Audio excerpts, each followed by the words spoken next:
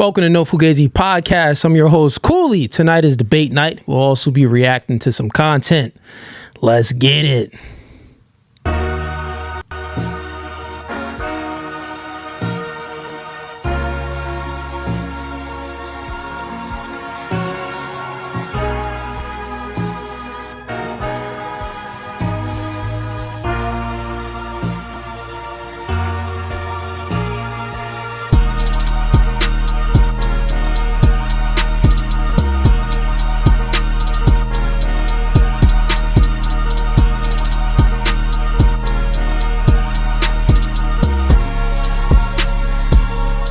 Gabby, off. You done. And you want to leave too? This is how our relationship goes. God over man, man over woman, woman over children.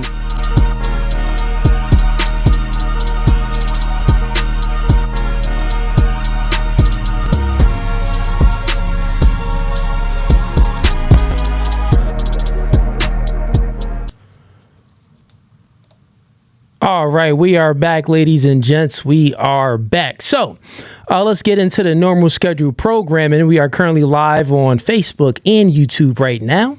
I think the audio should be working very well today.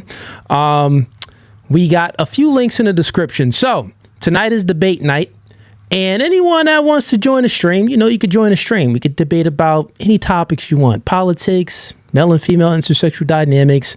If you've watched some clips of mine and you disagreed with or you had a point of contention with, or if you're just a complete hater and you hate everything about me and No Fugazee Podcast, click that link and join the stream. Tonight is your night.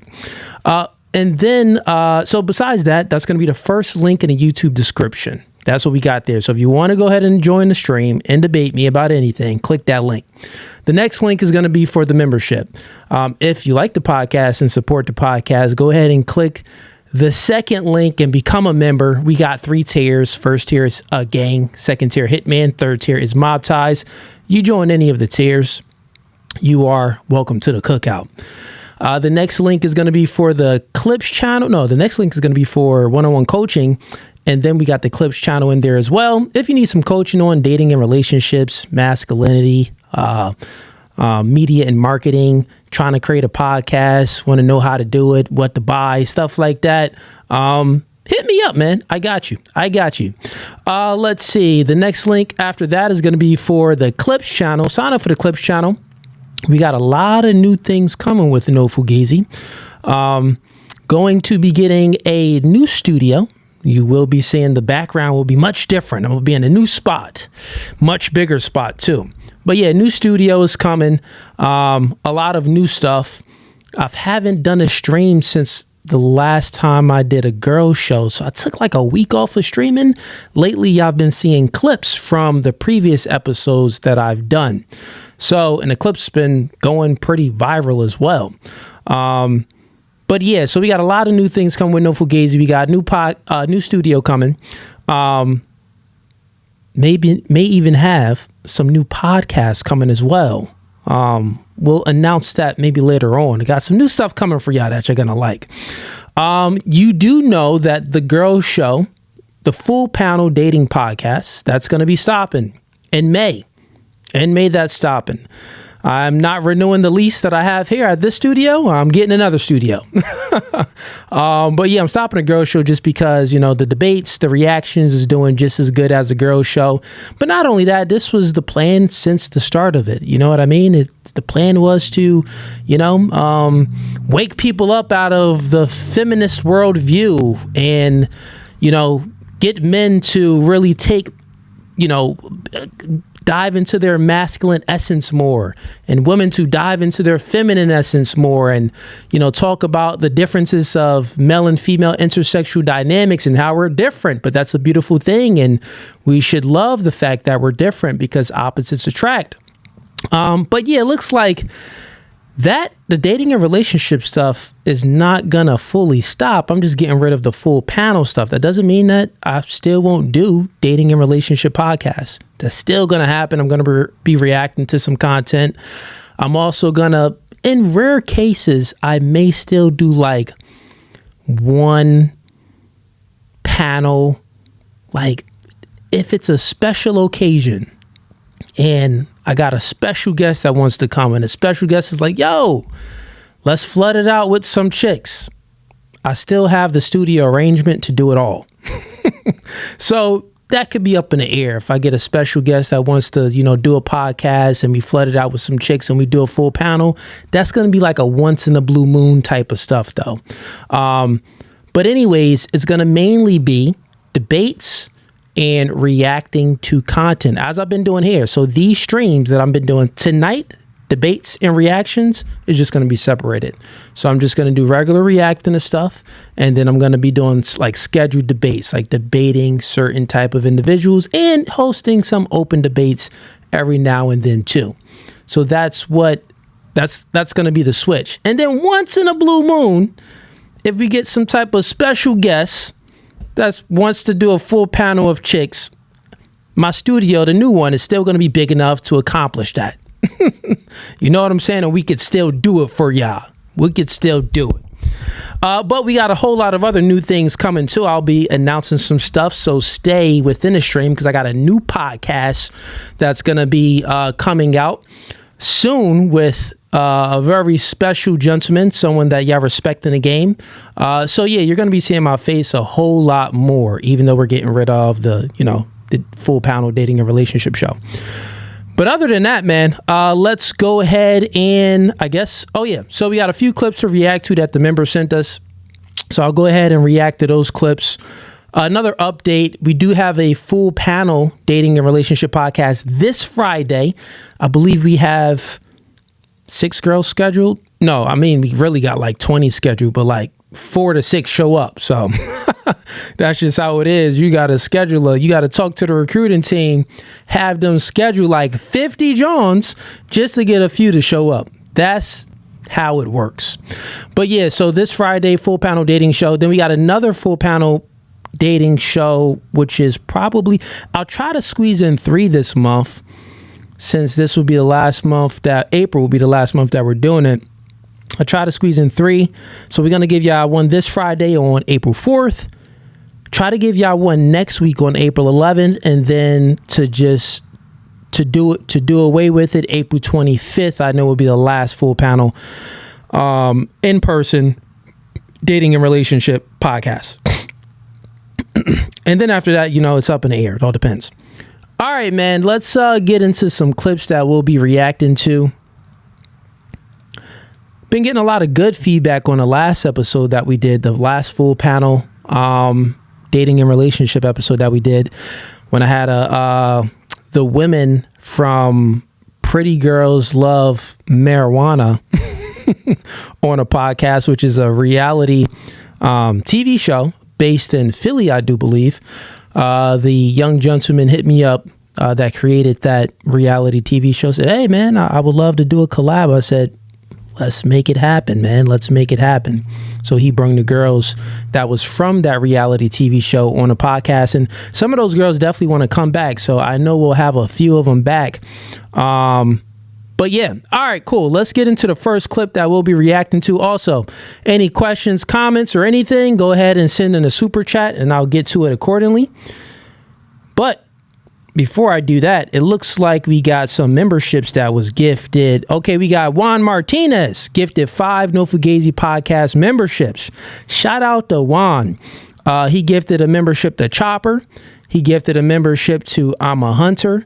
Gifted a membership to Just Kareem, Beezy, and Demetrius James. So to all of you 5 gentlemen, make sure you renew your membership. Make sure you renew that membership.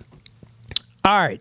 Then on Facebook, currently, we'll stay active on Facebook for about a half an hour. So anyone that's tuned in on Facebook, if you're enjoying the content, we're going to close on a Facebook stream half an hour. So be prepared to come on over to YouTube. That's No Fugazi Podcast on YouTube.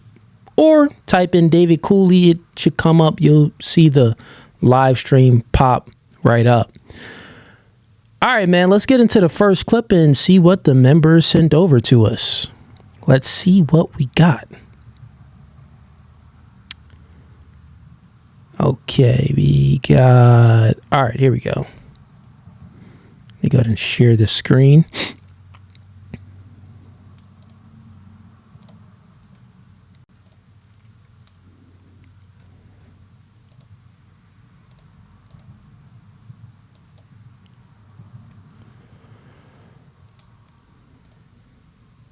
All right, let's go. Men were feminists like you. Me too. It's so refreshing. All right, here's that check for you, sir. Sir?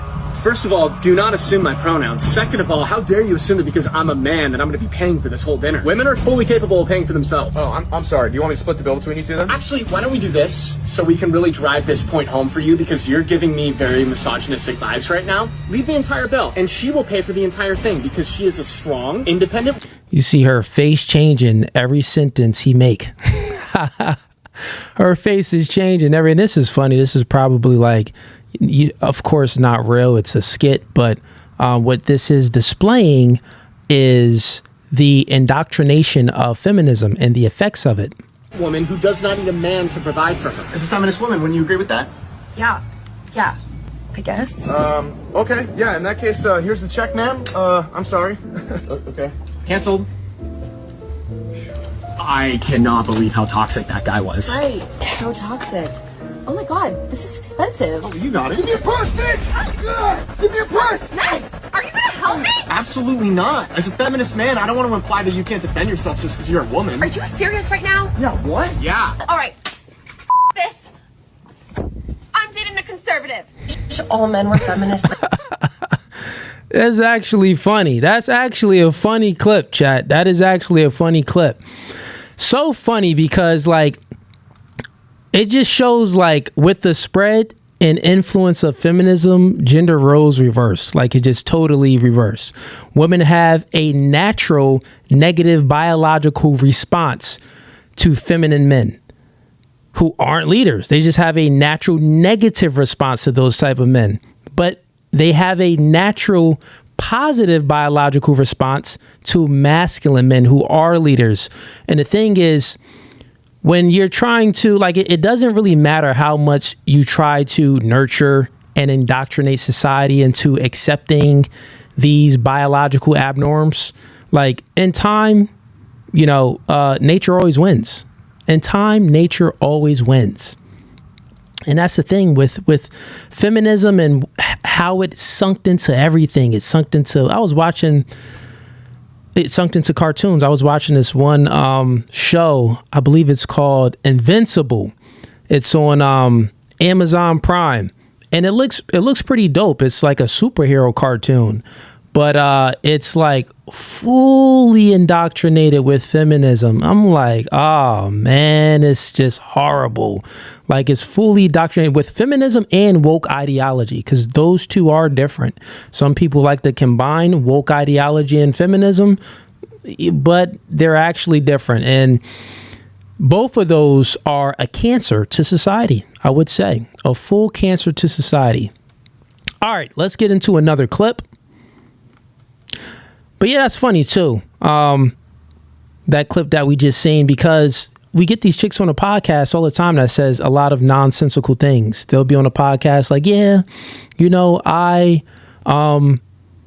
what they would want, what they'll always say they want. I really haven't heard many women say that they want a liberal man.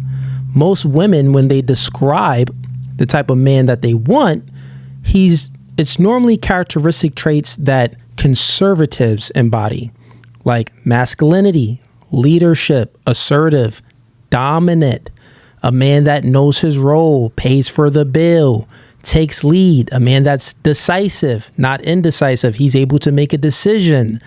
So a man that, they all want a man that doesn't cheat. Oh, I want him to have high morals, right? So all of the type of characteristic traits that these feminist women want, he's conservative, but they want to be feminist themselves. Like it really doesn't make sense. Like you should want who you are, the values that you embody. You think you would want that back, but it's all inverted.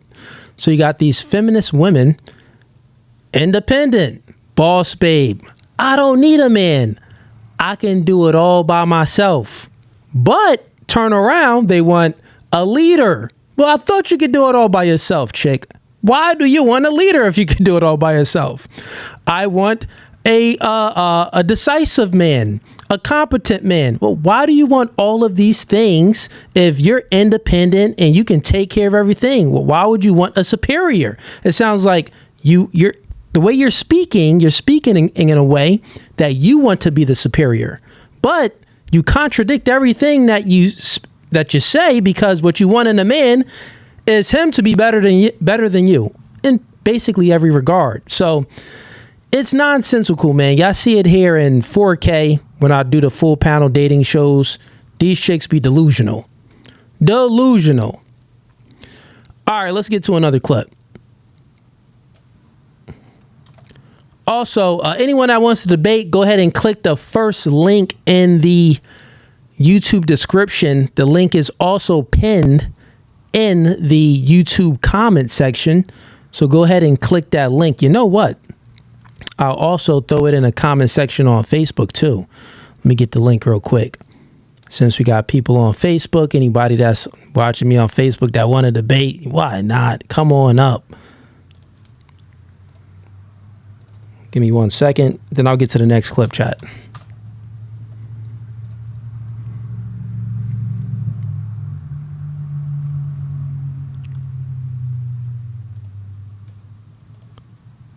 All right, let's see. Link to join stream.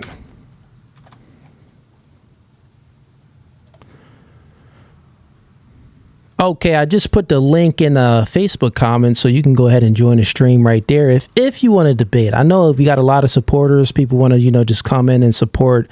Appreciate it, man. I love all the support, but I want to get to these debates. I want to get to people that have some disagreements and stuff like that. Let's tussle. Squabble up. You feel me? All right. Let's go ahead and close that out.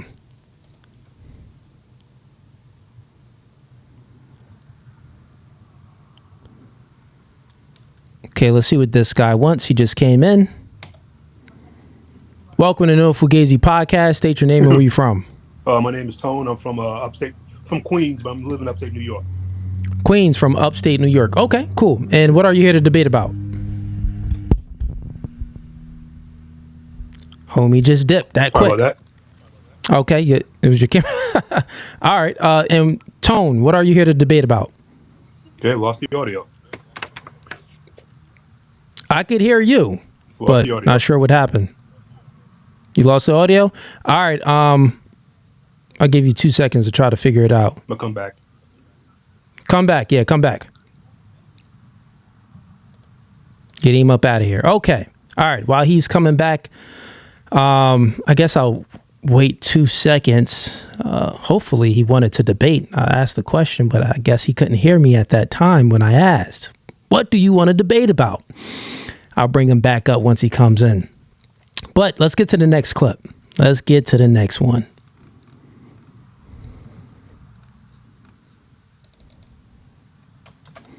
Also, chat, it's live, man. So if you guys have anything that you see out there in media that you may want my perspective on, you can go ahead and send the clip to my email address that's in the description on YouTube, or you can send it via Instagram at No Fugazee Podcast on Instagram.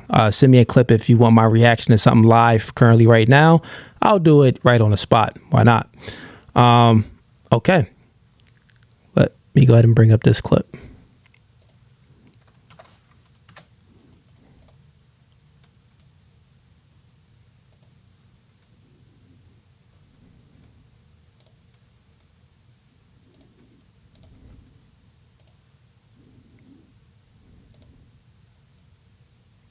Love is blind. Bride says she left groom at the altar because she supports LGBTQ and abortion.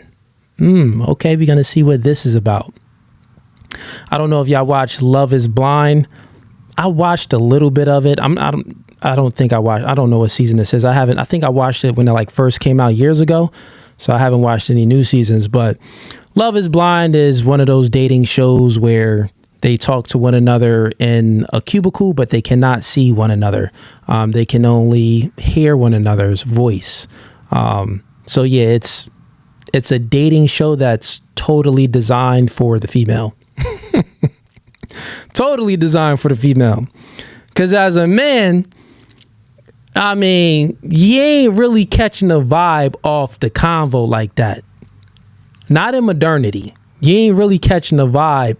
You ain't really feeling a chick unless you got no options. You would do. Some guys can. They got no options. It's like they get no attention from women. So any woman that's giving him attention, he's gonna love it and indulge in it and praise the woman like she's a god. Those type of dudes are soy boys anyway. They're losers. They normally can't even maintain any chick anyway. Or if not maintain them or attract a girl. But this show is based off of to favor the female's perspective, to be very, communicative and create some type of chemistry without seeing one another. Real niggas is like, what do you look like, chick? Because we could have a good convo, but if you come out and you look like SpongeBob, it's a wrap. If you come out and your body leaning this way and your head big and you looking ratchet and you got all this fake hair falling down your face, it's like, nah, man. Like, yeah, the conversation was cool. I could have a conversation with a bum on the street, I have a conversation by myself with someone that's in a coma in a hospital. Like, cool. But if you don't look good, it's a wrap. Yeah, we can say that's shallow, but hey, chicks is shallow because if your money ain't right, they don't want you. If you ain't the right height, they don't want you. So at the end of the day, we all judge a book by its cover, for sure. But men definitely do. Females, of course, they'll let things slide. Like you could be a short dude, but if you in shape, you got your money in right, you got a chance, brother. You got a chance. You got a chance for sure. Or if you masculine and stuff like that, and you know your way around women, sure, you got game. Sure, you definitely got a chance there. But as far as dudes, we're very simple. It's like, okay, conversation, great, but you're fat. I don't want you. But if you don't got any options, he'll accept it. But if you got options, he doesn't want it. He's not going to accept it. Anyways, let's see what this clip is about. I went on a rant before I even got into the clip. All right, let's go. Love Devin a lot. I think it's very apparent as I watch it back. But we're not in alignment on some really important things. Like what important things, Virginia? Devin told me a lot about his core values, something that he did not want to talk about on camera. I still to this... Homie looks sweet, though. I ain't gonna hold you. He looks sweet. He don't really look that masculine. Just as me giving my observation. He could be. I ain't watched the show, but, homie look a little bit sweet right there. So, but let's continue. This day don't really feel comfortable telling you Devin's views, but I will be really clear about mine. Okay. I 100% support the LGBTQ community. I also believe that women should have the decision to choose if they want to have an abortion or not. I also believe that different religions should be valued. That is our different ways of communicating to God, like different languages. I love Devin a lot. I think Okay. All right, cool. So, yeah, it explains it perfectly right up here. So, Love is Blind Bride says she left groom at the altar because she has feminist beliefs. She believes in LGBTQ and abortion. So she embodies different values than he has. So this is a morality argument. This is a morality situation. She has very low morals. He has higher morals and standards for himself and what he will accept and what he will tolerate. She has very low morals, and she's very she will tolerate anything. With that being said, yeah, that's what that is about. And actually, chat, like when you look at this, you have a woman up there saying she left a man at the altar because he has different beliefs.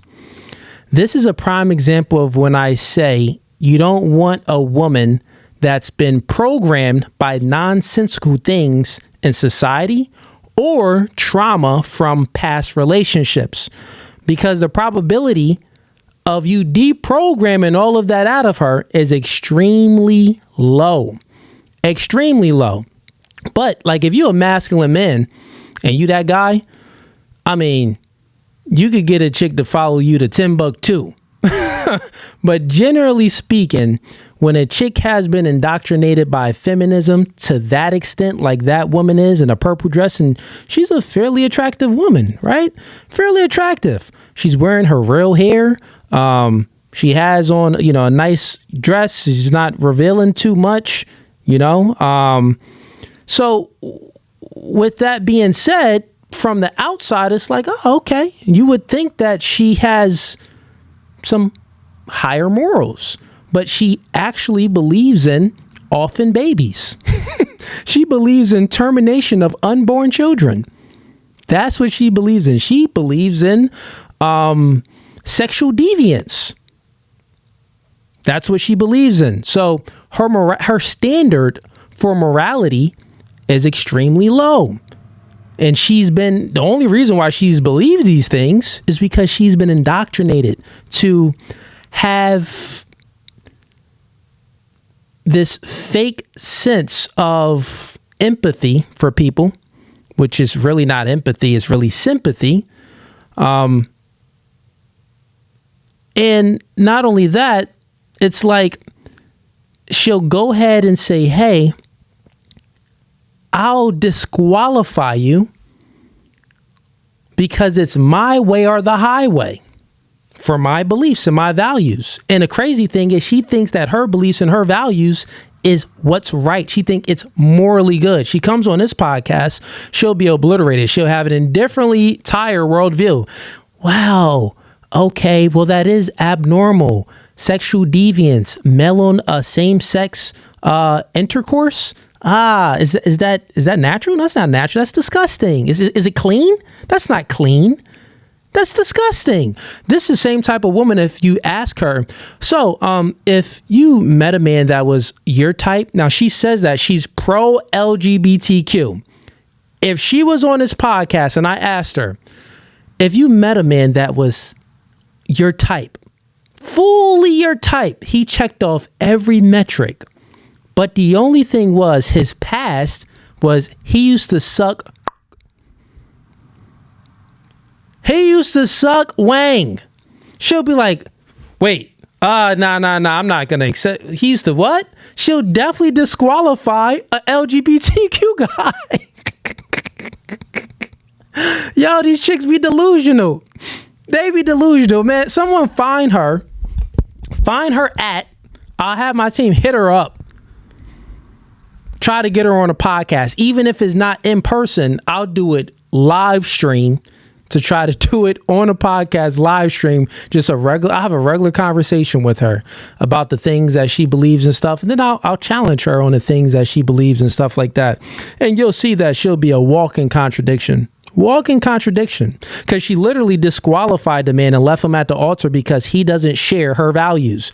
But then if she wouldn't accept a man that was literally LGBTQ plus, she wouldn't at all. Because she'll think about it a little bit. Wait, he used to suck wang? Oh, he used to be dominated? Oh, this is gross. Anal activity, like when you think about it, it's nasty. It's disgusting. You're like, I don't want a man like that. You get it? These chicks be trying to act all virtuous. It's crazy. This is nonsense. But anyways, let's see if that guy came back in. Nah, he didn't come back in. Hopefully he gets his audio. His audio was working fine at first, but then his camera went out. But hopefully he gets his stuff on. But anyways, anyone that wants to join debate night, we can discuss anything you want. Politics, the clips that I'm reacting to. If you have different opinions or a different perspective, click the link in the YouTube description or click the link that's pinned in the YouTube comments and I'll bring you on up. We could talk about anything that you want and debate any topic male and female intersexual dynamics, feminism, all of that type of stuff, politics, religion, anything like that, come in the stream and I got you. We'll get down to it. All right, let's get to the next clip. And the crazy thing is I could go on and on this clip. I could go on and on. Like fully roast Shorty. But, I guess I'll take the high road. Yeah, I see y'all in the chat. Yeah, Wicked Dreams, I see you're a member. Welcome to the membership. Not sure how long you've been a member for, but welcome to No Fugazi Podcast and joining the membership. So welcome to the gang. But yeah, man, I see y'all here in the chat. Send in the super chats if you want me to read your comments out loud. But from what I'm seeing so far from the members, yeah, man, yeah, this is she wouldn't last on this podcast at all. She would be one of the chicks that just walk off. I had many feminists walk off before. Many feminists walk off.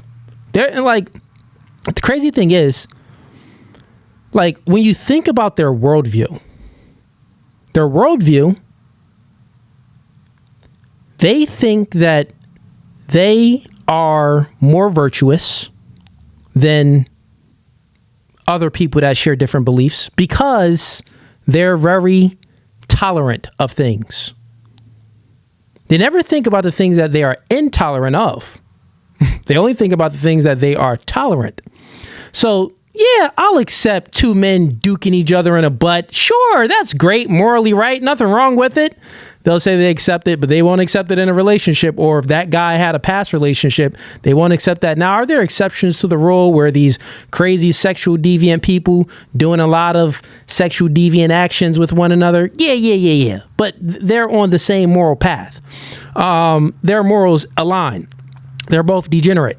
But these chicks that claim that they are tolerant of LGBTQ, but then they disqualify a man that had an LGBTQ past, is like contradiction.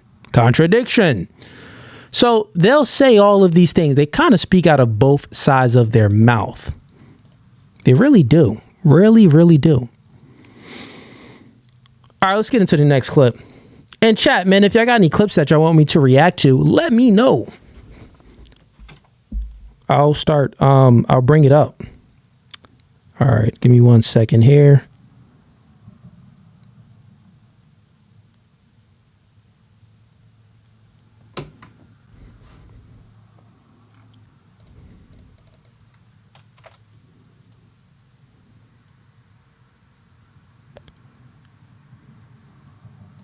All right, here's the next clip.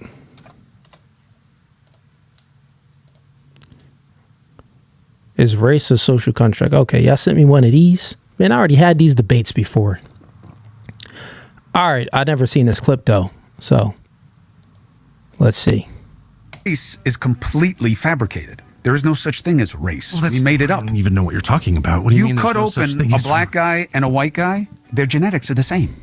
That's okay. We made race. I don't know what you're... We made race. We made it. We made it a thing. Just because you look different doesn't mean you're a different species. So we created it. Hold on. No one's saying anyone's a different species. I'm not saying that you are. I'm saying that I think we may be getting into science still too deep. Well, you just said that we are different. That doesn't mean that we are different species.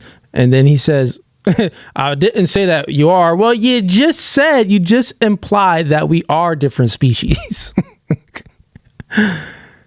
I'm saying the science is very simple. Right? So we created race. And wait, hold on. Wait, I don't know what you're talking about. So you're saying that there are no differences between the races? So for example, the genetic predisposition to certain diseases is fake?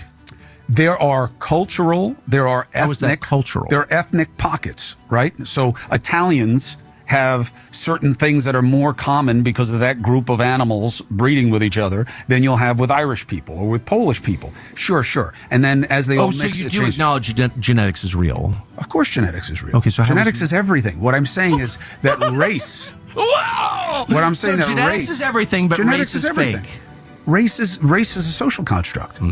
Okay, well, race is a social construct in some ways. Yeah. But there's no doubt that there are significant. No, I mean, look, first of all, Irish and Italians are different cultures, right? But they're the same people. They're just different cultures. Speak different ways, eat different things. They're not the same people. They don't look the same, and they're not genetically the same. That's not true. They are genetically the same. Well, that's untrue. It's factually untrue. And you can see it in all kinds of ways. What's the percentage of redheads in Sicily? Pretty high? I doubt it. Okay. So what you're saying doesn't make any but sense that doesn't at all. mean it's doesn't mean it's genetic. It's just where people decide to be. No, hair color is determined by genetics. It's not a cultural construct. I know, but I'm saying that having and neither is height or eye color or IQ. Having more redheads in Italy is not just about genetics. It's about where people populate, right? Like you could take a huge like. So what he's doing is moving a goalpost, but Tucker is doing a good job. Not the best job. He could have caught him on a lot of different things, but let's continue on. Look at Sicily, right? Look at the history of Sicily. When North Africa winds up being there, right, and in power, you wind up having that mixed into the chemistry of everybody who's Sicilian. Because genetics are real. That's exactly right. But race as a thing we create. Because race is completely fabricated. Yeah, race is another word that was invented by someone in the, I think, late 1960s or something like that. But race is a word that describes something. That's all it is. Just like every other word. It's a word that has a definition to it, right? That's all it is. So let's break it down systematically for you guys. And I also even have my notes on this from when I spoke about it before. I'm actually going to pull my notes up from when I had a debate on this. So when it comes to this, when people believe that race is a social construct, they make very subtle mistakes, like down the line. Because when we pull up what a social construct is, I'll stop sharing my screen and I'll share what a social construct is so we can all read it together. Because also, even when I did 2 debates on this before, and the gentlemen that I've debated, they still didn't get it. It's like, I think it was an actual IQ thing if you can't get this. It could be an IQ thing. I think it has to be. Some people that don't understand that it's not a social construct, it's an IQ thing. So let's just pull up the definition and we'll systematically walk through it together. Here, chat. And I'll make this bigger so you guys can see it. And I'll make myself a little smaller over here. So a social construct is a concept, idea, or category that is created and maintained by a society rather than being inherent or natural, existing because people agree it exists. Right? Now let's go to another definition here. Social constructs are ideas or concepts that are not based on objective reality. So it's an idea. It's a concept that's not based on objective reality, but are instead shaped by human interaction and collective agreement within a society. Okay? So even when you have here as the examples, you have common examples of social constructs include race. Race is a social construct used to group people based on perceived physical differences, but it is not a biological reality. So here on Google, you see, they actually lied to you because this contradicts, you see this part right here? This biological reality, this contradicts the definition up here where it says objective reality. That's a contradiction. So we can observe things. Now let's make it smaller and I'll have a discussion with you guys. Let's go ahead and make me bigger here. There we go. There we go. Cool. So very simple, chat. We'll walk through it together. So when it comes to race, it's a category. It's subcategories within race. So you got the Mongoloid, Negroid, Caucasoid. You got those three categories. Those three categories are subcategories under human species. So you got human species as a category, meaning that we are all humans. With under the human species, you have subcategories based off of biological realities that we can observe that's different in other people. That's all that is. So when you see these biological realities that's different, meaning that Asians, chinky eyes, flat heads, stuff like that, all of these type of things, right? Shout out to my Asians, but you see these differences. It's like, oh, okay. Mongoloid. Got it. All right, these different. They're much different than the whites. Whites different. Okay, what's different about the whites and the Asians? We would have to say the eyes is different. We would have to say there's a multitude of other features that's different too, noses and stuff like that. But then the blacks, the negroids, they're vastly different from all of them because the skin color is much different. They're dark. Well, you got the Mongoloids, they're white skinned. You got the Caucasoids, they're white skinned too. So they have that similarity, but within the Negroid, they have a lot more pigment. So you mean to tell me if I can observe the pigment in someone's skin color, basically what they're saying, bro, chat, rainbow is a social construct. That's what they're saying. Just because you can observe something in the differences of blue, the differences of red, the differences of these colors, the physical differences of things, well, put a blindfold over your eyes and they're trying to lie to you and say, well, no, that's not reality. They're just lying to you. And I'll tell you why.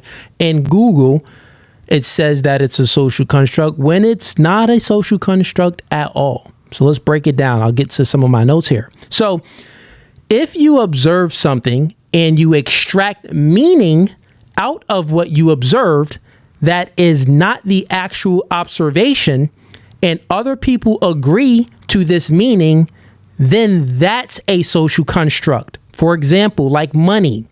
So if you observe something and you extract meaning out of what you observe that isn't consistent with the observation, that's totally different from your observation, but it's just meaning from it. Like for an example of something, like we know money, right? That's a social construct because we agree on the value of it, right? So we give a $1 bill has meaning because you can buy something with it. $100 bill has meaning because you can buy more stuff than the $1 bill, right? These are all subcategories within this meaning, what we give things meaning to.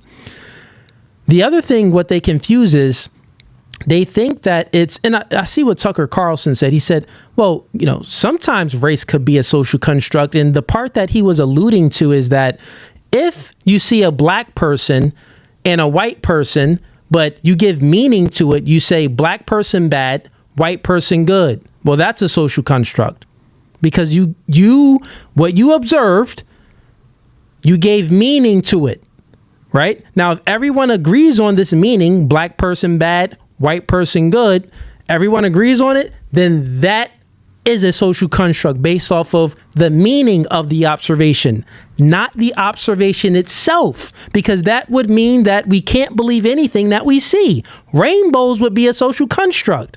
Booyah. Here live on No Fugazi podcast, I just debunked it all. I just proved, what's his name? Cuomo wrong. I just proved Google wrong. You get what I'm saying? So what we just did here, chat, it's called critical thinking. Critical thinking. That's what it's called. And you critically think by using the 3 laws of logic. First law of identity. My nigga, if you can identify something, well, it's logical. Black, white, Asian, right? Everything else is ethnicities. When they mix and stuff, that's just different ethnicities. But there's only 3 races. Like Indians, man, that's like a white person mixing with a black person and maybe some desert area, that they've been there a long time. Some features may change a little bit. Stuff like that. But yeah, That's what that is. That's how you create ethnicities. Ethnicities is created from mixing. Culture is something totally different. Culture is, that's much different than race and everything else. But a lot of people try to put that in there and mistake a whole lot of other things. But yeah, man, you got to be able to critically think. Because right there, we just literally proved Google wrong live. And please, if anyone disagrees, please join the stream. It's the first link in the YouTube description. It's the first link, bro. Don't be in a... I see. Wait, let me see if we got anybody. Do you have any disagreements in the regular comments? Okay, yeah, I think we got one. Okay, cool. All right, Clout Jones. I just called you out now. Click the link since you disagree, and you could come on up. Click the link, and you can come on up because you have low IQ.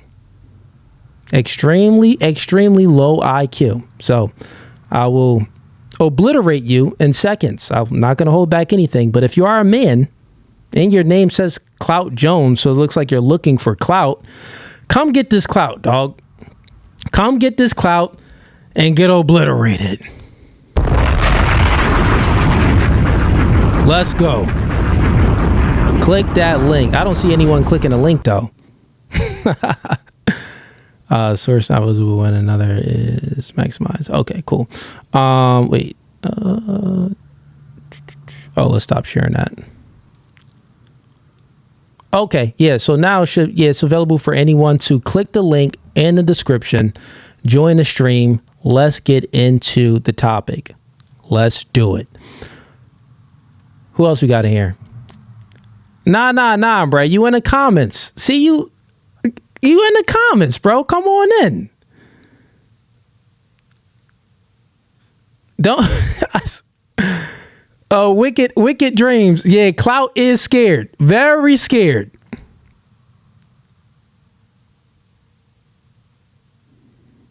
Very scared.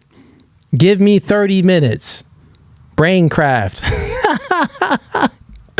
All right, who we got that just came in? We got Sick Cap. Let's bring him on up.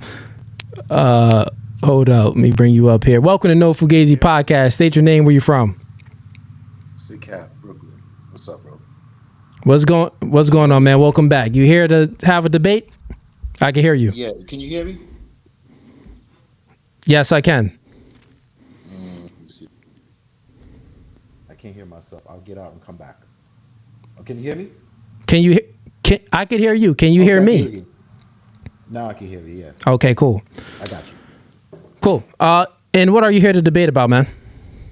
Sick Cap over Brooklyn. My debate is that you walk by sight, not by faith. And do you disagree? So we could debate.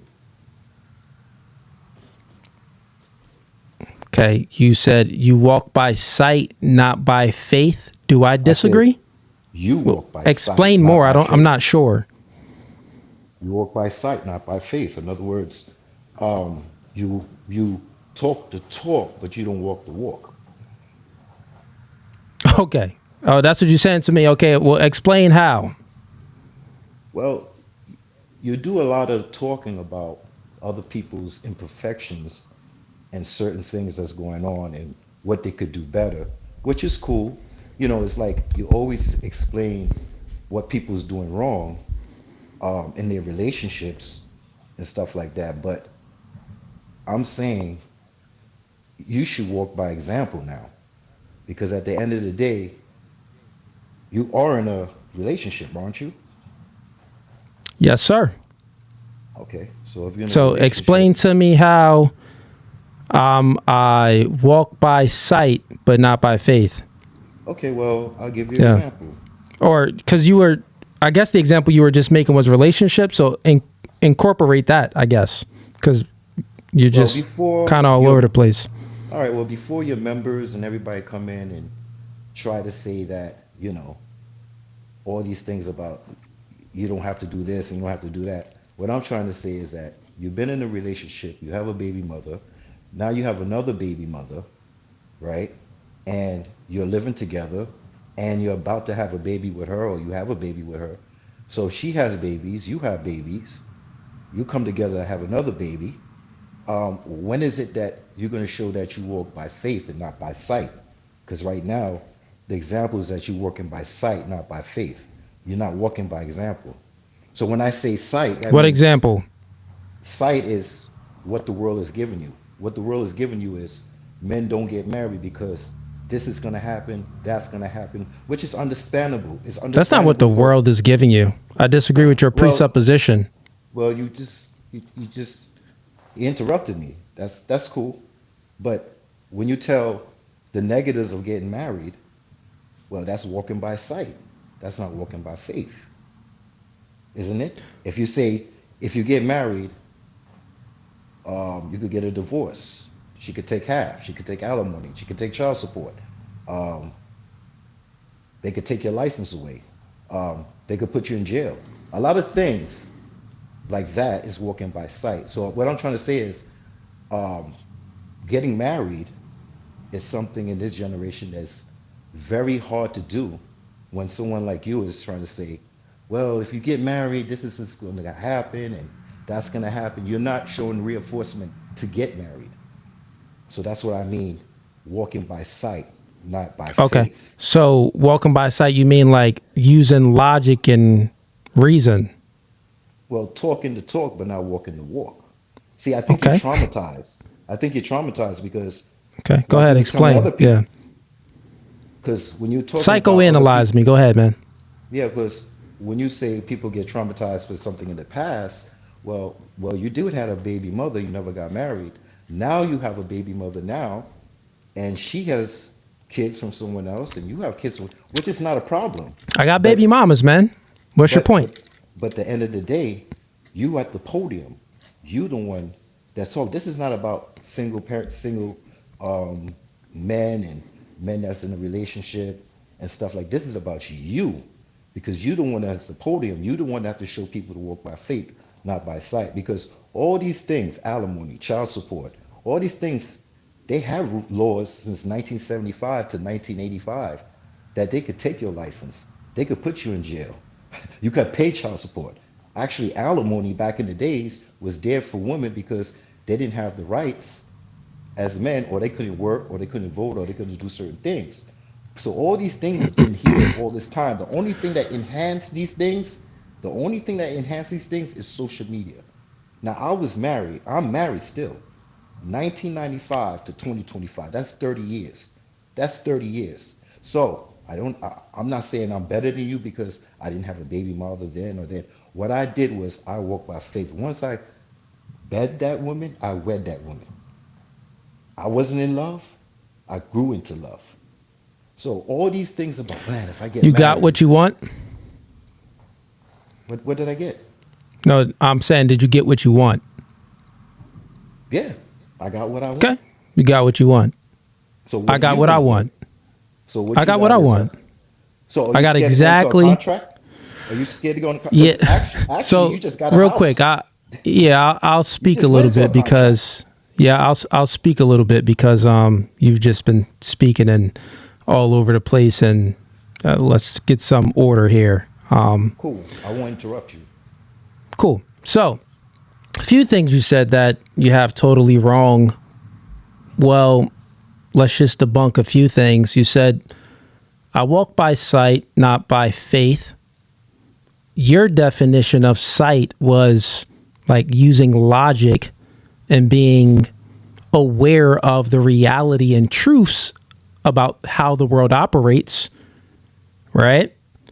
Yeah. But faith would be putting a blindfold over your eyes and not walking in reality and using logic and rationale and just say, I'll leave it up to faith and whatever happens, happens. That's what it seems like what you're saying, right? Now, after I'm done speaking, you can correct me if I'm wrong because I'm not, you went on a tangent. But from what you said, that's what I got from it, right? With that being said, you said that I walk by sight, not by faith. And one of your reasons that you use is because you're not married. So you use this metric of marriage, you utilize this as a metric of success in modernity in 2025 for a man. That's what you use. And you use this metric of marriage for success for a man in 2025 is because you are viewing things from your own little box. You're giving your little, perspective about things because you are a married man. So that's what you're doing there. But as everyone knows, and I explained it, and anyone with a logical mind knows that marriage in 2025, legally marriage only benefits the woman. It's immoral, really. It's immoral. It's an immoral contract that you're signing with someone because it does not benefit the man at all. It only benefits the woman, right? And not only that does it benefit the woman is incentivized to break it. That's what she's incentivized to do. You get what I'm saying?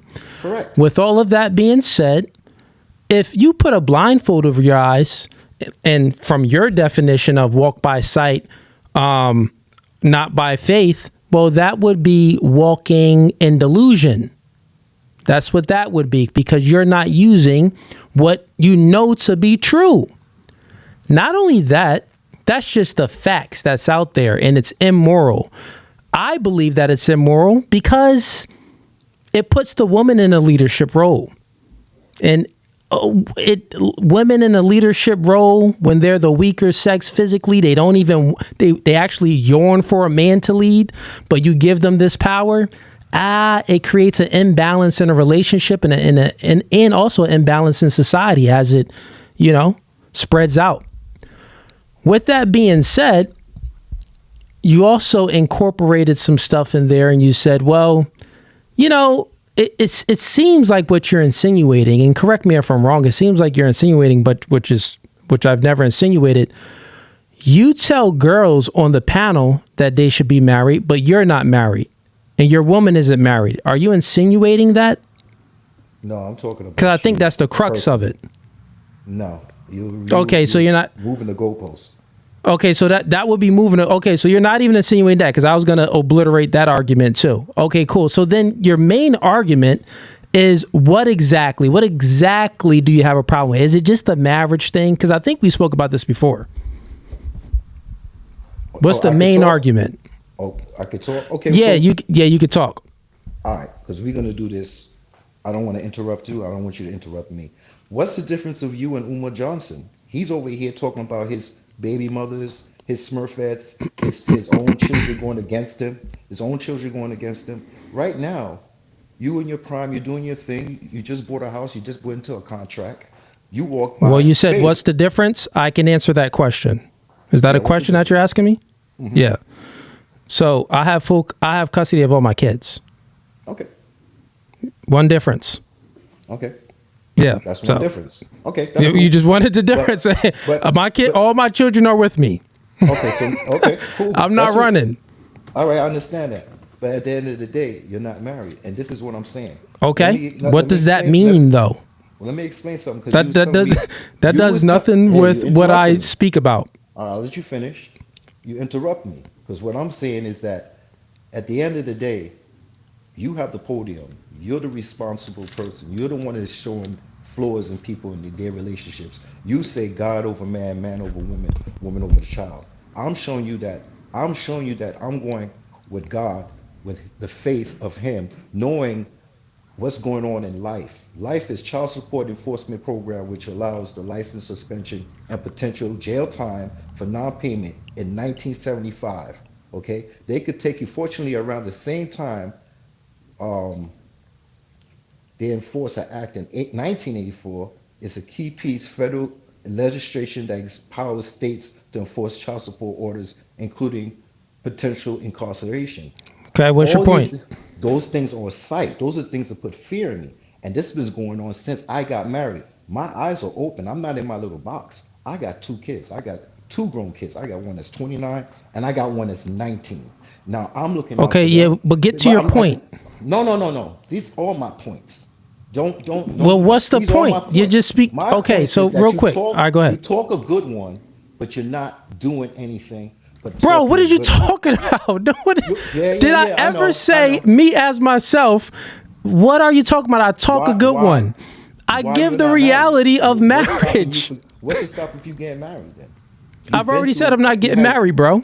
I'm not getting married. Okay. So then you're walking by sight. What are you talking about? What I'm talking. That's your definition of stuff. Okay, look, I'll say this. I'll say this. In sight.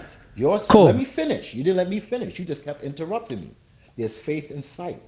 Now, if you're God-driven and you are about God, just like somebody getting crucified for being righteous, they know. I think I understand you now. Finish. I think I understand you. You've been talking for a while. I think I understand you, bro. Just listen. See, that's fine. It's fine. You interrupt me. Okay, cool. It's a debate. You could be interrupted because you go on long-winded tangents and it'd be all over the place. You start bringing up some stats that got nothing to do with nothing. Listen, man, I think that your problem is this. Let me ask you a question. Do you think marriage and modernity, as it is today, is that biblical? Yes or no? Because from your perspective, you're speaking biblical. But marriage today, in modernity, 2025, does it adhere to the biblical principles? Yes or no? We're not doing yes or no. I'm going to tell you right now. No, yes or no. Yes or no. In 1975, it was the same non-biblical way. There you go. There you go. 1975 and when they made these laws for the women, for the women, there you go. You're not smart. You're uneducated. You didn't do any research. So you don't even understand the argument. You didn't do any research because you don't understand the argument. I'll give you the argument. I'll give you the argument. So then stop it. I'll give you the argument. I'll give you the argument because you don't even understand. We had this discussion before, but I don't think you learned from the last time you were on a stream. So I'll say it again. Marriage currently as it is today, yes, it is the same in 1950. No one's saying that it's not the same. 1940, any date you want to say. No one's saying that it's not the same. The argument is the laws. Stop it and listen, because you didn't learn the last podcast you was on here. So I got to teach you. The argument is this. You have a law that never changed, but you had a society and a culture that did change. The society and the culture, the laws never caught up to society and the changes that happen in society and the culture. For example, back in the day, right, women weren't in the workforce like that. They weren't out there working and stuff like that. The man would be the one working. He would be the one that's accruing all the debt and stuff like that. That would be on him. So these laws was put in place because it's like the man is the leader of the household. If something happened, let's put these laws in place so, his wife is taken care of after things, because we don't have an economy that's woman friendly like that. Yeah, women were working to a degree, but it wasn't woman friendly. You get what I'm saying? Now things changed. Women are in the workforce. Now things change. Women are in college getting higher education. So things changed, but the laws didn't change with it. Do you get what I'm saying? That's the argument. That's why it's immoral. In the 1950s, 1940s, whatever date you said, it wasn't immoral because chicks wasn't working. It was actually something morally good to do, to put into place like, well, listen, bro, you married her. You're the one that's out there making the bread. We don't have an economy out there that's suited for women. It's not those many jobs that a woman can do like that. Yeah, there's some jobs, little assistant work that they can do, work in a daycare, but it isn't really. The economy isn't there so they can actually make a living and support themselves and the kids and XYZ. So if something happens and a divorce happens, she divorced you, you divorce her, whatever it may be, guess what? Alimony is in place. These things are in place to make sure her and the children are good. You get what I'm saying? Now women are in the workforce. Nigga, feminism enrolled everything. Equal rights, equal everything. You get what I'm saying? So there are basically, if we're looking like on law, on paper, They have everything that a man has. They can work, get a job, get higher education. They don't tend to do it. They don't want to go into STEM, science, technology, engineering, and math, but they still have the ability to do that if they want. They can run for president of the United States like Kamala Harris, even though she took a L. You get what I'm saying? So women have all the opportunity as men have today. Before, they didn't have as much opportunity. So the laws was moral and it made sense. Currently, they have all the same opportunity. I would say even more opportunity, because they can just sell their sexuality and have an OnlyFans and do all types of promiscuous, nonsensical, crazy stuff. So they have even more opportunity than a man, but they're also incentivized to break up with the man. They're also incentivized to divorce the man. Do you get what I'm saying? It's immoral. So my question to you again, please answer it. Since you want to come from a biblical perspective, is marriage a modernity? Does it adhere to biblical principles? Yes or no? Okay, I'm going to answer it with a simple no. Thank you. So when you came on stream, stop it. No. Here's what I'm going to say. Let me finish what I'm saying. Stop it. Nope. Stop it. Because it's the end of the debate. Just stop it. No, okay. You scared. You scared, dog. Scott said I'm scared. What you came on? You came on here silly, bro. Stop it. Let me finish. Stop it. Let me finish. Stop it. Let me finish. Let me finish my point. Stop it. You came on here. Listen, bro, stop it. This is your entire argument. You came on here trying to act all virtuous, like you're higher than thou.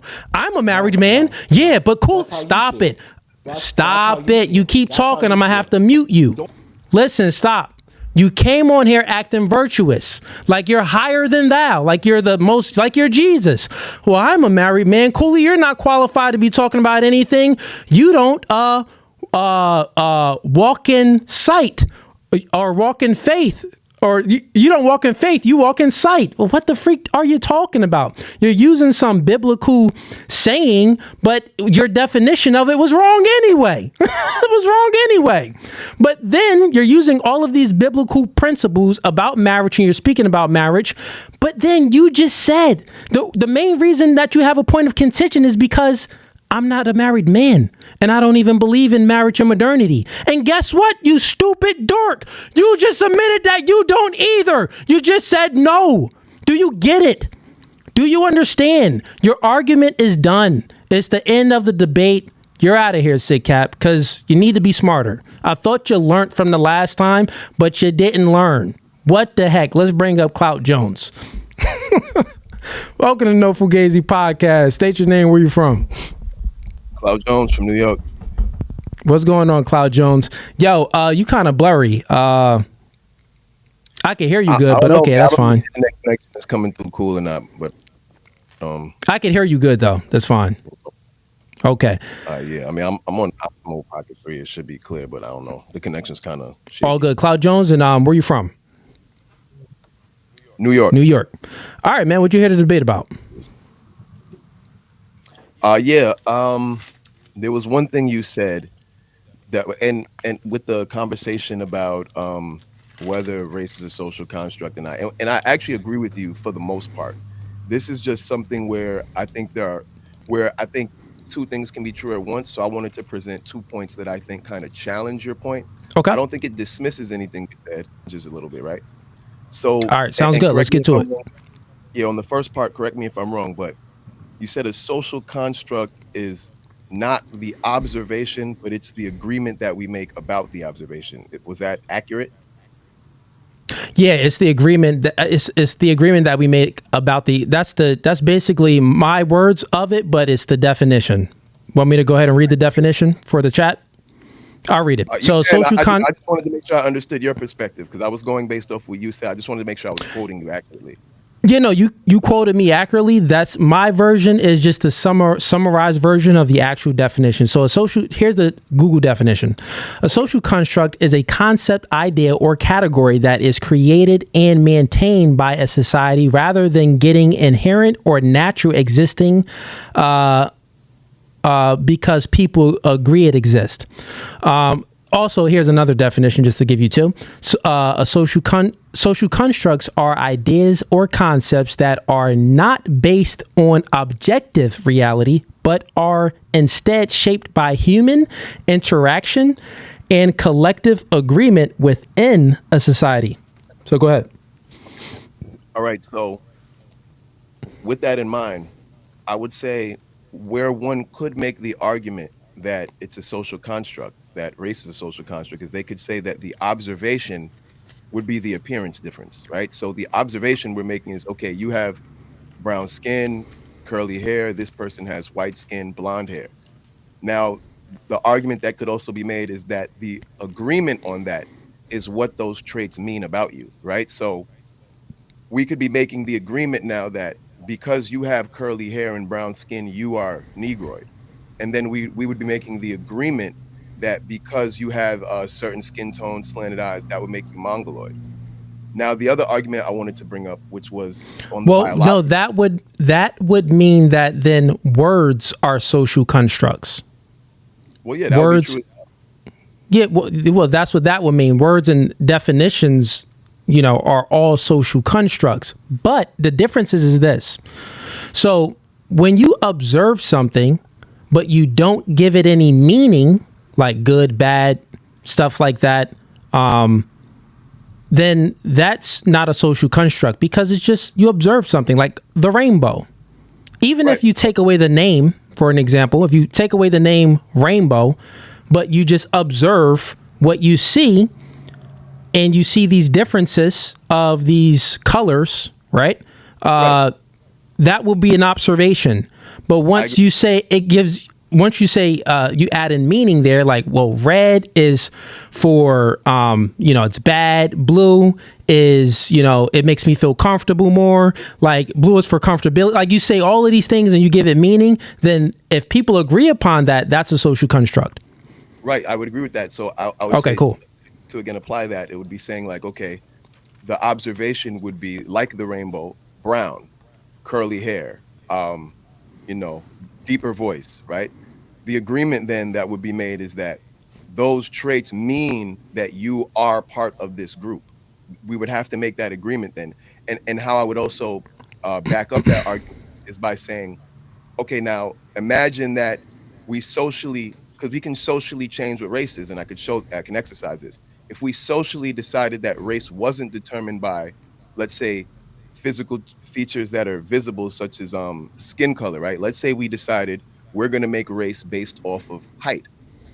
Race would change overnight, because now we could say, well, anybody over 6 foot is this race. Anybody between 6 foot and 4 foot is this race, and anybody under 4 foot is this race. It's just that society hasn't made that agreement. Now, to add to the argument also on the biological front, the reason why I think the argument again has some credence to it is because on the biological front, right, if we use the typical racial categories, we say Negroid and Mongoloid. If a Negroid man was to move to a Mongoloid country and marry a Mongoloid woman and they had children, and let's say they have children with various traits. They have some children that look completely black. They have some children that look completely Mongoloid. They have some children that look in between, right? But it's equally split. So let's say it's 3 and 3. Now, for whatever reason, they decide to split up. And let's say 3 of them, one that looks black, one that looks completely Mongoloid, and one that looks in between. 3 of them go back with the mother to the Mongoloid country, and the 3 of them father to the Negroid country. If those people were to reproduce with people in the same country over time, their offspring would essentially look different, right? Let's say they were moved to a new land and find new spouses, and they had a bunch of offspring. The offspring would look different. But if you were to do a genetic test on them, they would all come from the same root. So you would actually find that they're all technically biologically more similar than they are different, but racially, based off of our social ideas, we would separate them and we would classify them differently. But if we were to actually check their bloodline, we could go back and say, wow, these people live all the way in Africa and these people live all the way in Asia, but they actually have similar cultures and a similar almost direct bloodline. Another Yeah. example So of this I is think they've done genome tests, and in genome tests, they've shown that between all races of any given person, you can grab a person from China, you can grab a person from Africa. There's only like a 1% variation in genetics. And the reason for that is because the traits that you show aren't the same as the traits that you have. So someone who presents as Negroid and has curly hair and large lips, for example, that doesn't mean that in their genetic code, they don't also have the genetic code for thin lips and straight hair. They could actually have someone that's a direct relative of theirs that has those exact features. It's just that that's not how they present based off of the environment that they're in and based off of what the dominant trait that they needed for survival. But genetically, if I could take your blood and I could take someone else's blood from a completely other country, and they'll show that there's only a 1% variance in genetic code. Yeah, so that's not my argument.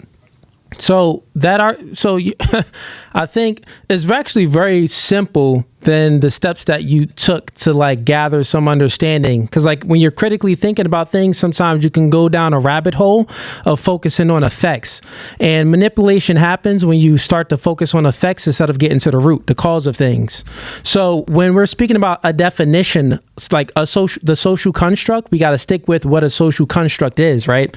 So the definition of a social construct, again, is as a social construct.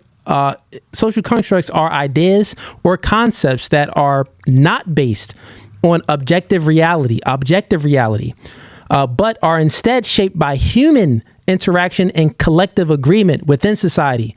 So when we stay with what we're speaking about, right, and we stay with my point of observation, you can never go wrong, because let me finish my point. I'll let you get to that question, because that's another question. But good question. We get to that. So if we just make it very simple with the definition, if we go with what you said, then that means everything we observe is a social construct.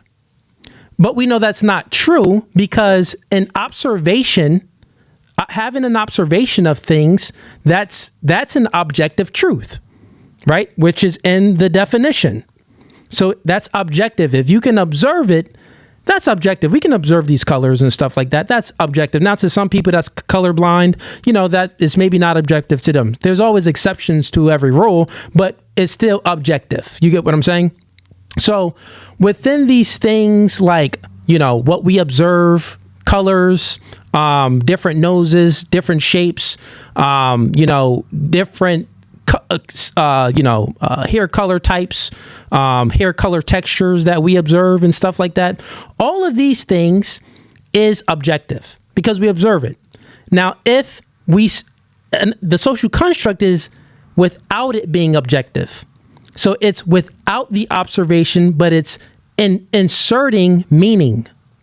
You get what I'm saying? So anytime you insert meaning into it, that's a social construct. But if you observe something objectively, that means that it's not a social construct. So when I say that race is not a social construct, because we can observe, like your example, you said that, well, if you get an Asian man to mix with a black man and then they move to a country, with your hypothetical, it's totally fine. I can observe that the child is mixed. We could just observe that, right? Even if we take away all words, we still can observe something and be like, well, I did observe someone let's take away all words as far as the racial words, and let's just go with island A, B, and C, right? Okay. Island A, island B, I see island A, island B, and island C. They look different because I can observe the differences, and I can also observe similarities. But I can also observe these differences that they don't share. I can observe these similarities that they do share. And now let's say if island B mixes with island C, I'll be able to, off my observation of seeing them independently, I'll be able to still observe mix, Asian, chinky eyes, I see, got it. Darker skin, African, Negroid, I see. So That right there isn't a social construct because it's just an observation. Once you start to put meaning into something, then that's when it actually becomes the social construct. But okay, go ahead. Get to your point about racist. I agree with that. I understand that concept. Okay. What I'm saying is, from my perspective, my argument is that the meaning that's being put into the observation is the race. So, for example, if I was not told what Negroid was by people, real quick, I'm sorry to cut you off. Yeah. So I'm sorry to cut you off. I know what you're saying. There's no meaning, right? I'll explain. So when we say my point, but I don't want you to explain it. Let me explain it, and then okay, go ahead, and then I'll rebut. Go ahead, I'll let you fully get it out. Go ahead. Right. So what I'm saying is, if a person was never educated on what features mean, right? If a person was never told that brown skin means that this person's black, if you were never educated to know that white skin means that these people are white, or that tan skin with chinky eyes means that these people are mongoloid, you would obviously observe the differences in people. But what I'm saying is, my argument is that the description of those differences as mongoloid or as negroid or as caucasoid, or however you would phrase it, that very description is the meaning that's being given to it that makes it a social construct. When it's not a social construct is when it's being observed solely for the feature that it is. So, for example, observing that someone has a large nose does not mean that they're black, or does not mean that they're negroid. Observing that someone has dark skin does not necessarily mean that socially. Yeah, so then that gets into the point that you believe that just all words are social constructs. No, I'm not saying that all words are social constructs. That's not what I'm saying. Okay, then extrapolate the difference from what you just said, then, if you don't believe that words are social constructs. I'm saying when we define observations, that is a social construct. And I'm saying the word negroid is a definition of an observation. We've given a meaning to the observation, which is which is the meaning of your features means that you are negroid. The meaning of your features means that you are mongoloid. However, a person could also not be any of those things and share similar features, which shows social construct. That would be incorrect. So I got a question for you then. Explain to me how you can have a word without a description. Explain to me how you explain to me how you can create a word without a description. Fire is a word, but that explains calls something, but it doesn't give you a description of what it is. It doesn't? No, it doesn't. All right, so this is good. And you froze 1 second. Are you can you hear me? Yo. Dang, he froze. All right, chat. If you could hear this, come back out, come in, get out and come back in. I'll bring you right on up because it was just getting real good. You was about to fall into some little small traps. All right, I'll X you out and then let you come back up. So what he was just doing there, so like that question, explain to me how you can have a word without a description. He said fire doesn't have a description. We can observe it. Really? Okay, let's Google fire. Ha, ha, ha, ha. Let me show you guys something here, chat. All words have a meaning.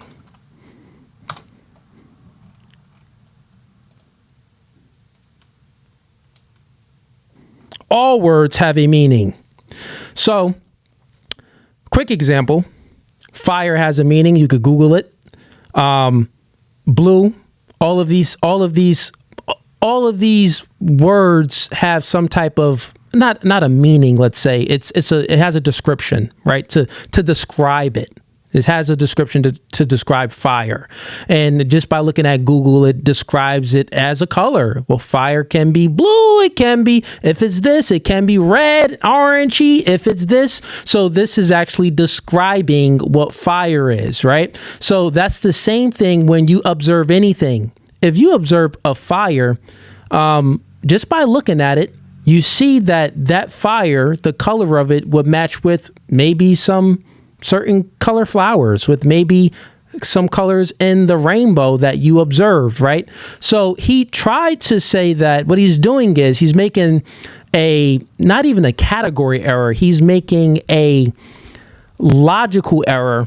I believe it's the law of excluded middle. I believe that's the one it is. But anyways, let's just get to the point, right? So my main argument is it's not a social construct if you can observe it.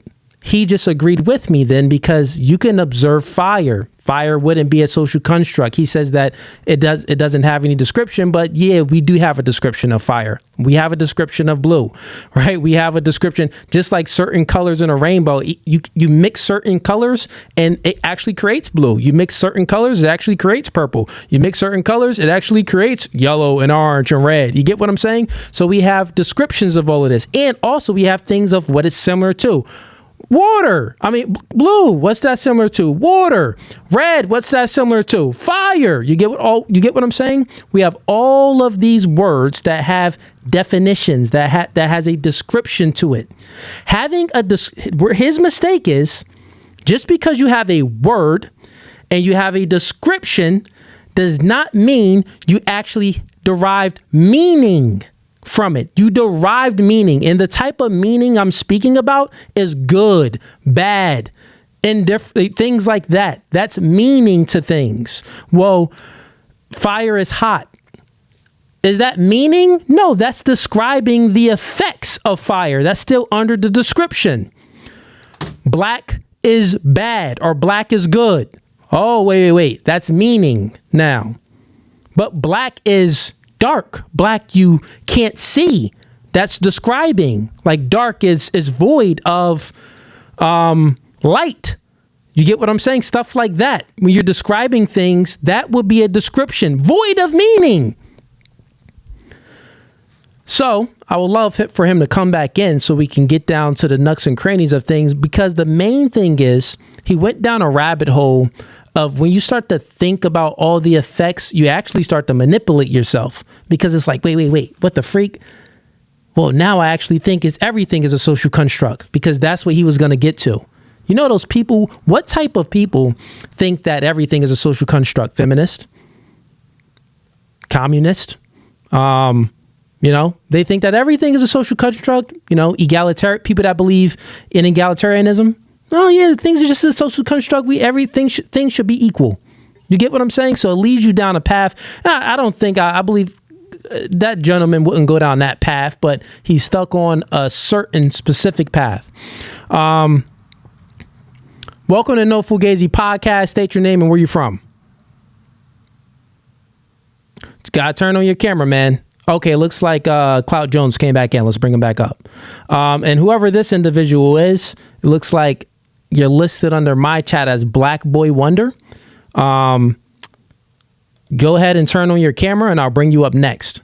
Also, real quick before I bring up Clout Jones again, everyone that's on Facebook, I'm going to go ahead and close down a Facebook stream. Come on over to YouTube. That's No Fugazee Podcast on YouTube. Come over now.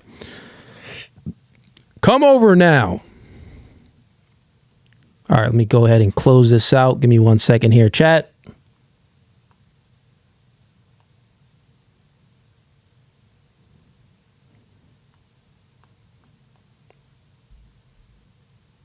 All right, let me go.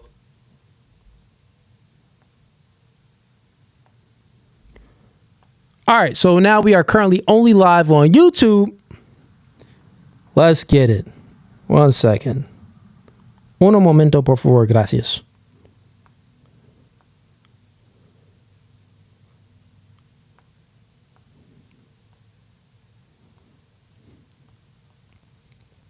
Someone said atheists. Oh, atheists believe that everything is a social construct? I mean, you could be right. I'm not sure. Probably so. I'm sure they probably... I'm probably sure that's their belief. All right, we got Most Wanted James sends him $5. What's good, Cooley? This is James from the supermarket. Nice meeting you, bro. Hey, yo, shout out to James from the supermarket. Let me get a quick story before I bring up Nice Jones and we finish up that debate. So, quick story. I'm at Giants picking up, some stuff for my shake, some, fruits and stuff like that. I just came from the gym. I needed to make a little shake real quick. So I'm at Giants in line, and I guess the Giants had a problem with their machine. They weren't accepting any cards. It was only cash, and I didn't have no cash on me. My cash was in the car. So I'm like, okay, I'm in line. But this dude that just sent in the super chat, he was in front of me. Tall dude. He's probably about 6'2". He turns around. He's like, yo, Cooley, what you doing here, bro? He act like he knew me. It was dope. It's a good feeling to when you've impacted someone's life in a positive way and they consumed your content where you meet them and they feel like they know you. That's a positive thing. I welcome that in. And he said, yo, what's up, man? He was nice, polite. I shook his hand, said what's up to him. He gave me props on the podcast, thanked me for everything that I'm doing. Chopped it up with him online for maybe about 15 minutes because we was waiting online together.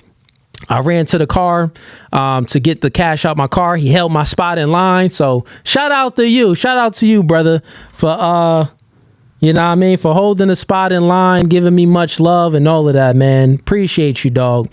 Also in here supporting. Shout out to James. But yeah, man, it's dope when you are, you're just being yourself, speaking the truth, giving your perspective and your opinions sometimes on things, and people gravitate towards it and they appreciate your content. So I even get it in person. I get tons of shout out to everyone that, sends me DMs and messages on Instagram too, all throughout my social media podcast that thanks me for saving their life, that thanks me for helping them with their relationship and etc. I don't speak about those things enough, but I get a lot of love. I actually get way more love than hate. I never got anyone in person, truthfully, no one in person that met me in person that actually was like, yeah, nigga, I don't like you. I don't like nothing you talk. Like these people that be in the comments sometimes, where are they in person? In person is just love. It's all love. Yo, shout out to you, James. I appreciate you. And next time I see you in Giants, if I happen to see you, and if their card thing isn't working, I'm paying for all of your groceries. I actually would have did it then if the card thing was working because you turned around and you greeted me. It was a warm greeting and it felt good, brother. No homo. I probably would have paid for all your groceries right then, but the card machine was down. I only had like $15 in cash, so I just had to get my little veggies and fruits and stuff like that. But anyways, man, let's bring up Clout Jones and let's finish up this debate in regards to is race a social construct. It seems like Clout Jones agrees with me on many aspects of it, but the one aspect he doesn't agree with is the part where, well, if once you put things, and once you put a word on it and you attach a description to it, his point is it's like it gives it meaning. And once you give anything some type of meaning, it's a social construct, which I checked them on. That would mean that everything is a social construct. All words are social constructs. Everything is social construct. And there's a lot of social constructs out there. But if we can independently observe something without us giving it any meaning, without us agreeing upon something, that's a social construct. Now, remember, a social construct is if it's agreed upon too by many. I could be an independent individual and observe the differences of different humans. And even if I wanted to independently, this still wouldn't be a social construct because I'm doing it independently. If I gave it meaning myself, it still wouldn't be a social construct. So he's going to get into this pickle here. Let's see if he can get himself out. What's going on, man? Welcome back to No Fugazee podcast. Just for the audience, if they just coming in, just give me your name and where you're from again, and let's get back into it. I'm Clout Jones from New York. Okay. So where I think we're missing, where we're not understanding each other on Okay. on my point is this. I think that we're conflating a definition and a description. A definition gives identification to something, whereas a description describes it. So describes characteristics of it. And by giving it characteristics, you give it meaning. So for example, we know what fire is, but to describe fire, you can't say fire. You have to say hot. Now, let's say we use the description. I would agree with that. I would agree that definition and description has two different meanings. Yes, I agree with that. Right. Okay. Now, let's say we take hot, for example. And hot, that description is a social construct. And why would I say that? Because if I go into a room and I say it's hot, but you feel cold, then our definition of hot is different. We would have to agree that it is hot to both agree that we need to turn the temperature down to make it cooler. But if I think it's hot and you don't think it's hot, then we're going to have a discrepancy on how to turn down the temperature. So now I'm going to bring that back into the conversation of race. If you were raised in a time out. I disagree with your presupposition on what you just said. Okay? Because I can demonstrate how what you just said doesn't make sense. So part of what you said makes sense because with that hypothetical, I could walk into a room, it could be hot to me. It could be cold to me, but if this chick is on her period or something, she having hot flashes, it's hot to her. You know what I'm saying? So we know that. But in regards to the word hot and the definition, based off of that, even if we don't agree upon it, even if we don't agree on it collectively, individually, we do know hot is when something is hot, not cold, or not lukewarm. We do know that difference. So hot itself would not be a social construct. So what you just said was a logical fallacy. Doesn't make sense. But hot is how we describe to another person so that we can be on the same page. That's what an agreement is. An agreement is us being on one accord. In order for us to agree, I have to be able to describe, and that's what gives it. Totally fine.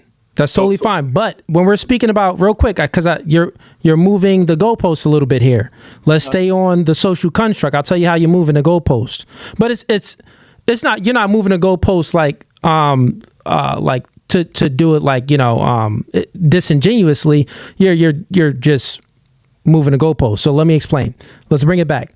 Social constructs are ideas or concepts that are not based on objective. It's not based on objective reality. Objective reality is if something is hot, right? If it's hot and you touch it, it is subjective. It can be subjective to you. It can be subjective to you at that time. But we do know, depending on what the temperature is, right? Now, if we really get into it, it has a subjective meaning hot because things can be like if you walk into a room or if you have a fever, you get the shakes, you're always cold. That part can be subjective. We get that meaning from it. But when we're speaking about when we're speaking about like the thing is what I'm saying here, even it's actually objective because even if you go to a doctor, here's my example real quick.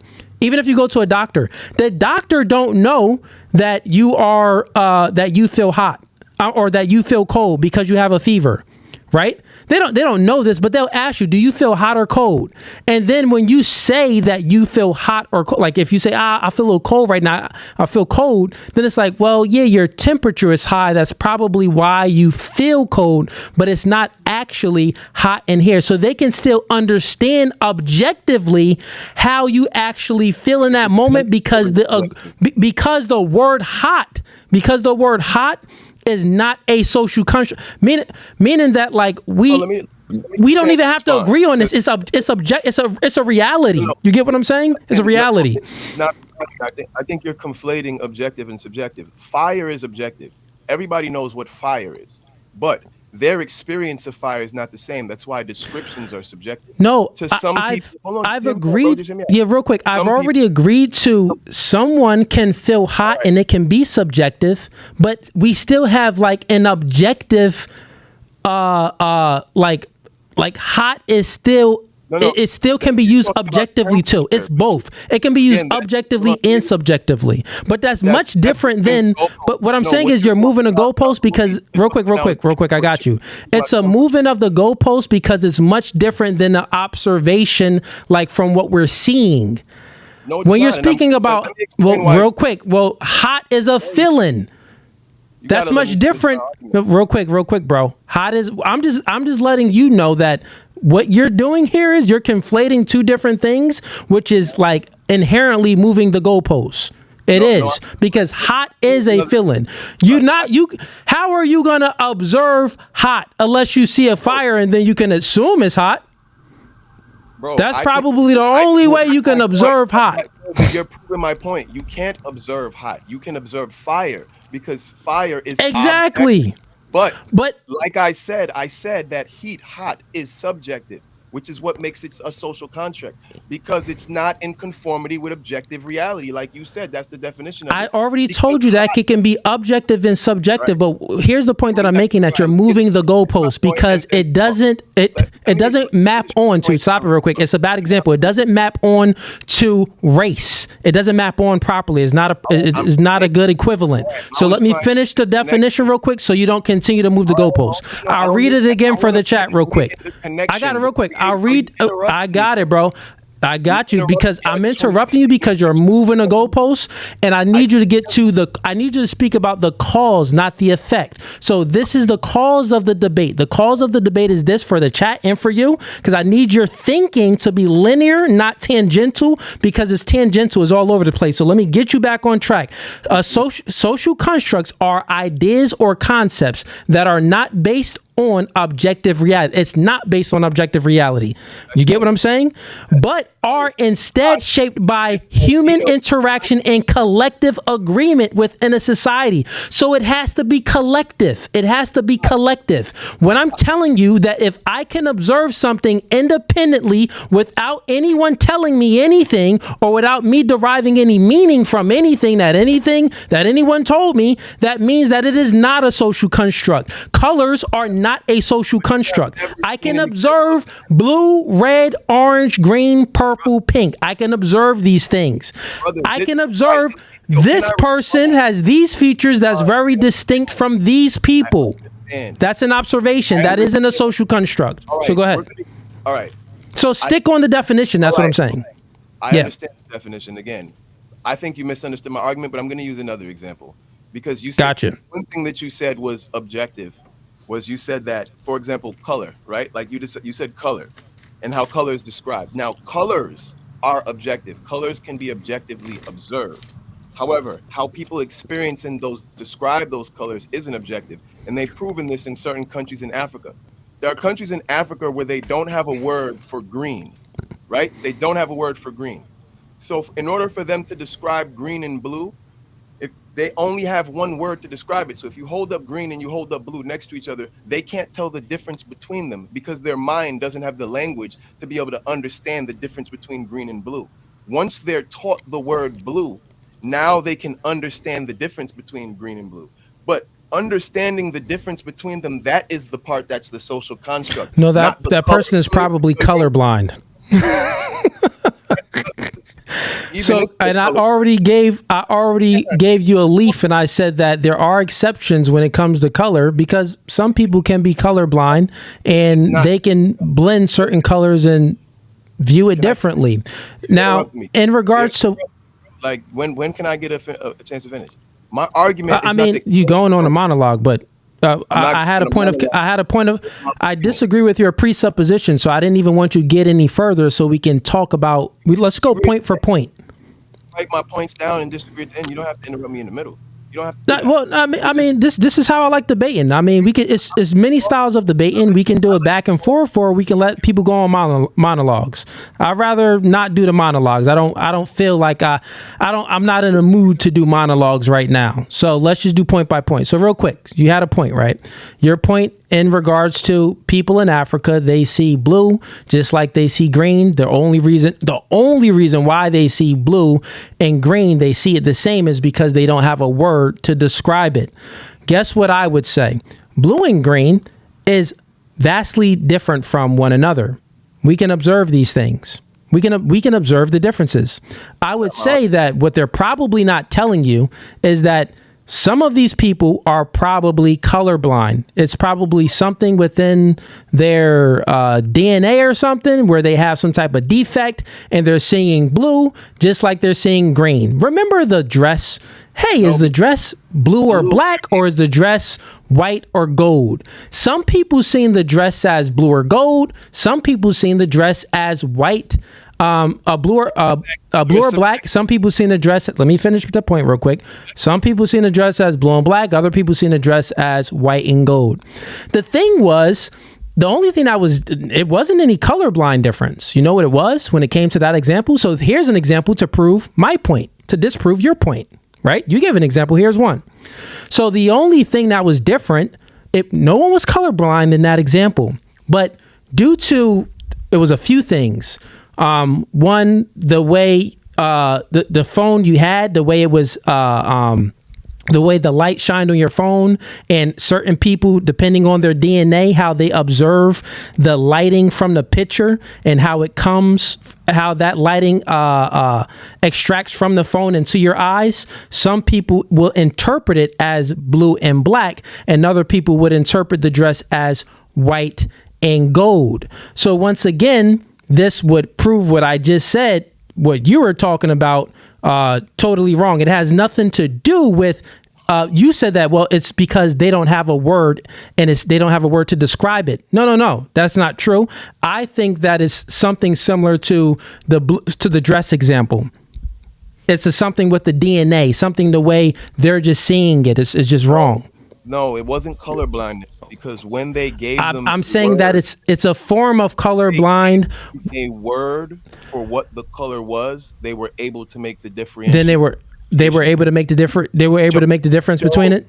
Simply because they had a change in vocabulary, which shows that it is a social construct. That's because it's not. Okay, if that's true, no, that's totally fine. If it's true, let me finish. Totally fine. If it's true, demonstrate it for me now. What you can observe and how you describe what you observe things. Just because I can observe that someone is brown skinned does not mean I agree that the description of what they are makes them mongoloid. You believe that they're mongoloid because you were raised in Western society and you speak English. So your description is mongoloid. Someone who doesn't even have that social language would never describe a black person as mongoloid. They would have an entire different word, an entire different concept of what black skin means, because they're socialized differently. In a country agree. In a country where people have multiple different skin tones of people in the same family, the way they're socialized to see skin color and race would be entirely different. Agree. This does not disprove my point, though. So try to disprove the point. The point is that social construct, when it says it's a social construct, it's saying it's because it's not in alignment with biology. So, for example, two people can have two entirely different phenotypes and be of the exact same bloodline. Literally, someone who's white, blonde-haired, blue-eyed, and someone who's black, negroid, right? A supposed negroid and a supposed Caucasoid. Supposedly, they're completely different races, but they literally can be brother and sister. And this has happened. This has happened in a family where they have twins. Totally fine. That's just a.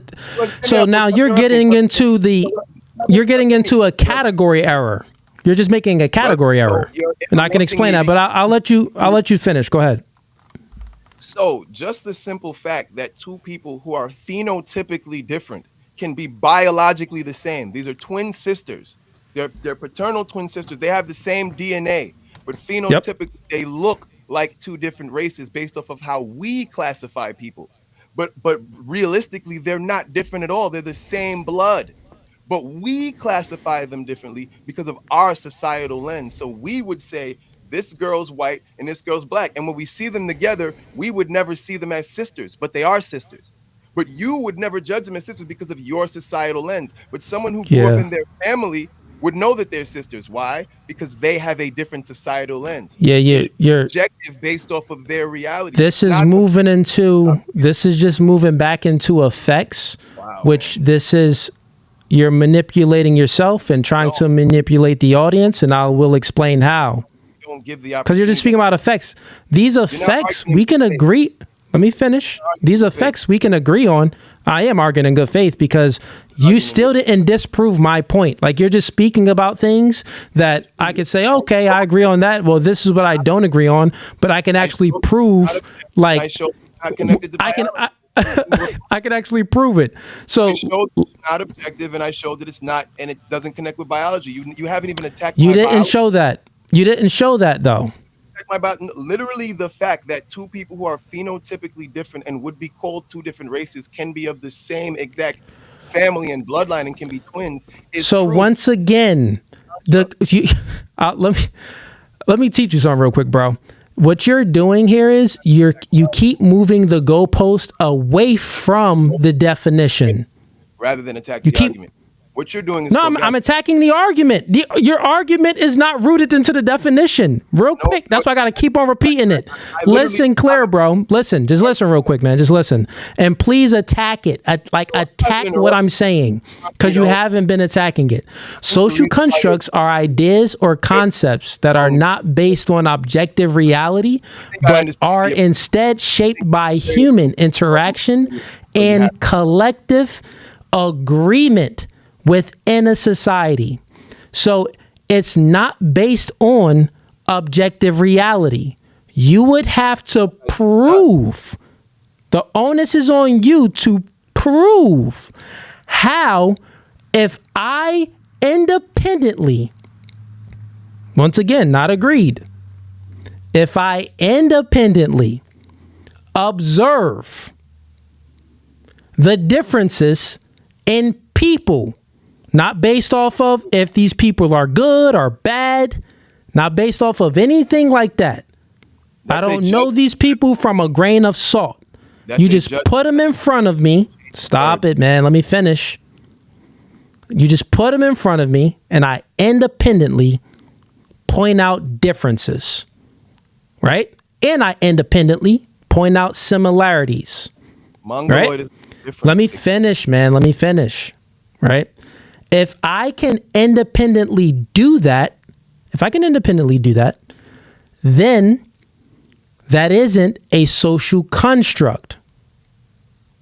Nobody independently without society would label someone a mongoloid. That's the point. No independent person. If you were born it's a word that has a definition. So then you believe, so then let's get to the point then. Do you believe that words and definitions are a social construct? No, I don't. If you were born on an island and you were not socialized, had a different language, and you saw someone who looked black, you would not call them a negroid. You might say that they look. I call them a different word. Totally fine. You might describe them with whatever word you have to describe dark. That would be your observation that they are dark. Totally fine. Your observation might be that they have woolly totally hair. Fine. Observation might be that they're tall. Your observation totally might fine. Be voice. But classifying. Guess what? With all of that, I can still point out the differences and the similarities within them, right? An observation. Answer that question. Answer that question.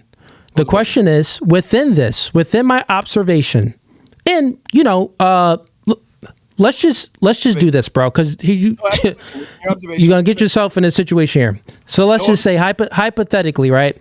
You have. Let me just finish. Here's the hypothetical with the question. Just let me lay it out for you, man. I got you, bro. So the hypothetical is this. Hypothetically speaking, you have 3 people, and these 3 people are all observing.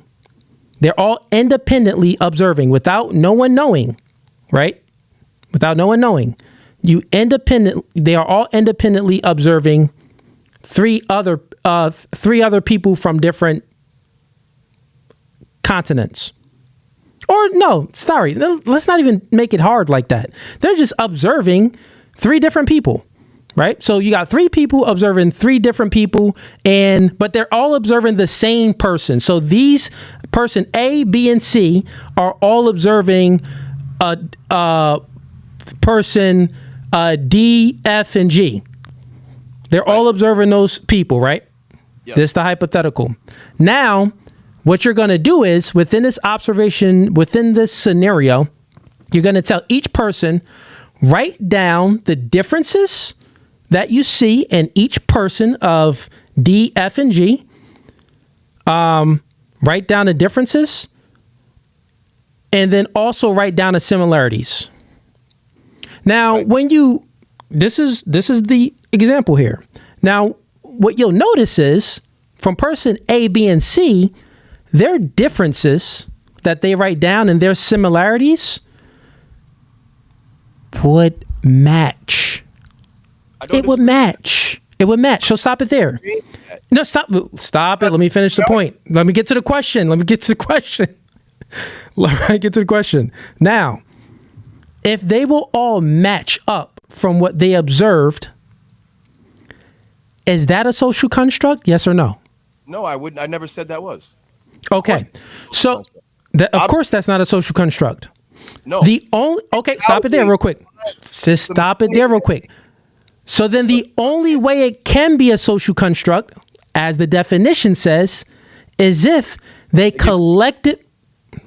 if they agree on. If they collectively agree on something absent observation. Exactly. So can I respond without interrupting? Can I answer without interrupting? Now, yeah, man. What? So we can. What I'm saying. So can you extrapolate what I said though? Let me know when I can talk without interruption. Yeah. Real quick. Before you even go real quick, and I'll let you speak uninterrupted. Can you just extrapolate what I said when we're speaking about race? When you're speaking about mongoloid. Yeah, this is a word that has a definition. But take all of that away, it still has the same similarities and the same differences that an independent observer can identify objectively. All right, let me answer you now. Got it. Yeah, go ahead. That's you. Floor is yours, bro. Thank you. All right, so I don't know how you're misunderstanding me because, like I said, I would agree that their observations would be the same. Now, I'm going to define what I would say an observation is, what I define as an observation. An observation would be me saying he's dark, he's pale-skinned, he has long, straight hair, he has curly, dark hair, he might have broader shoulders. He has thinner shoulders. He has a long beard. He has a stubbly beard. These are descriptions. This is what I would say is when I'm observing something. So we might have all had made the same observations. The moment we compare our observations and we say the ones with these traits are this, the ones with these traits are this, and the ones with these traits are this, the moment we've done that, we've now ascribed a meaning that is subjective that we've all agreed to. It's a social. What meaning? Explain the meaning. Let me wait, because I know, but you saying something, but explain the meaning. The meaning besides the word, explain the meaning. So the meaning would be this. The meaning would be if they have these features, that means they are black. If they have these features, that means. Let me finish. If they have these features, that means in society, they are black. Socially, you are black if you have these features. If you have these features, socially, you are white. If you have these features, socially, you are Asian or Mongoloid or however you want to call it. If you have these features. That doesn't map on, bro. Just because you black doesn't mean that you are. What the freak? Or just because you're white doesn't mean that there's two categories that's white. You got Mongoloid and then you got Caucasoid. They're both white. So what you talking about, bro? In the point. So again, I agree with the observations. I completely agree with the observations. Stick on the definition though. We all have the same observation. But the moment we have decided to turn our observations into a way to classify people, we have now created a social construct. It's a way for us to all understand what we're talking about. Why? That's totally fine. I agree to that part if you're doing that. But that's not what I'm speaking about. Let me finish. You're moving the goalpost, bro. I'm gonna explain why we create these laws. If you're from one land and I'm from one land, but stop it. You just moved the goalpost again. I have to. You moved the goalpost away from the definition. I just don't understand why. If I'm so dumb and my arguments are so stupid, let me make an ass out of myself. But don't interrupt me. No. But you are because you're moving away from it. You're just saying the same thing that Google is saying, which I've already debunked. Which you just debunked too. You just agreed with it. What are you saying, bro? First half, which was the observation half. No, you agree with all of it. Listen, what Google says, race is a social construct used to group people based on perceived physical differences, but it is not a biological reality. That is incorrect because it is a biological reality if we can observe it. Do you see the contradiction within your statement? It's nonsensical. You can see it, my nigga. What are you talking about? Independently. You can stop it, bro. You don't. What I'm saying is you're manipulating yourself. It's very simple, bro. It's very simple. You're manipulating yourself right now. Once you can see something and you can observe it, once you can see it and you can observe it, and it's objective, you didn't give it any meaning. You didn't group it together with society.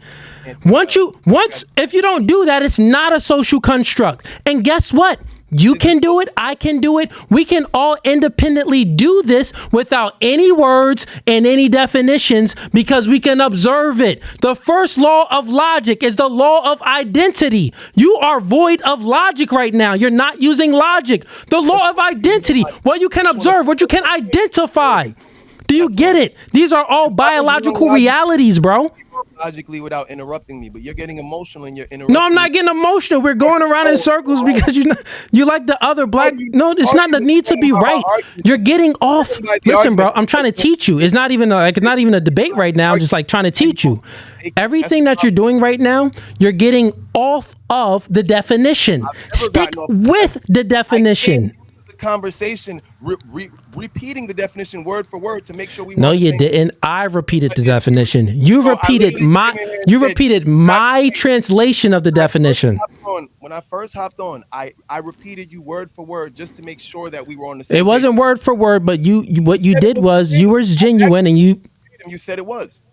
No, you repeated my simple breakdown of the definition. That's what you repeated. And even within my simple breakdown of the definition, you still didn't debunk that because you keep moving the goalposts. You go with effects. If you just stick with the root, the cause, listen, bro, it's very simple. Just stick with the root with the cause. But it's not a biological reality. Explain to me how if you can observe a human being with pigment in their skin, that's not a biological reality. And you can observe another human being without no pigment in their skin or less pigment in their skin. That's not a biological reality. My nigga, it's a biological reality. Let me know when I have the floor. You got the floor, but stick with the definition. Don't move the goalposts. So an observation is not the same thing as a biological reality. So for example, just because we know this, but you said it was, and here's the whole thing: I can observe two red birds. That doesn't mean both of those red birds are cardinals. I can observe two types of parrots. That doesn't mean that have the same color. That does not mean those parrots are of the same species. So no, an observation is not a biological reality. A biological reality is tested with science. DNA is a biological reality. So two people can look different, which is an observable reality, and have the same DNA, which is a biological reality. No, you're getting it confused. That's a different, you're making a category of her now. So we have different work. Yes, you are. I'll explain. Stop it. Listen, I'll explain because you lack critical thinking skills. So let me explain what you're doing that's incorrect. Got it. Let me just listen. I'm listening to you. I've been active listening to you. Let me explain what you just did so I can help you out so you can understand. That's totally fine, bro. That's totally fine. I'll explain it for the chat. I'll put you on mute. I'll explain it for the chat. It's totally fine. You don't have, if you don't want to listen, I gotta listen. I'll explain it to the chat of what you just did. So what he just did, chat, he made a category error. He's saying that, people have, human beings are humans, but if you look at their DNA, you'll see that that's different. Like they can be the same race. They could come from the same mother and father, but they'll have different DNA, or the DNA would be the same. That's just a category. The category is, you're looking at their genetics as far as One, you're confirming that genetics is real. So what you're actually doing is proving my point that you are able to observe differences visually, just with your own observation, your own eyes, and also looking through a microscope. So you're just proving my point even further when you're breaking it all down. Like, that's what you're doing, because you're looking at the effects of things.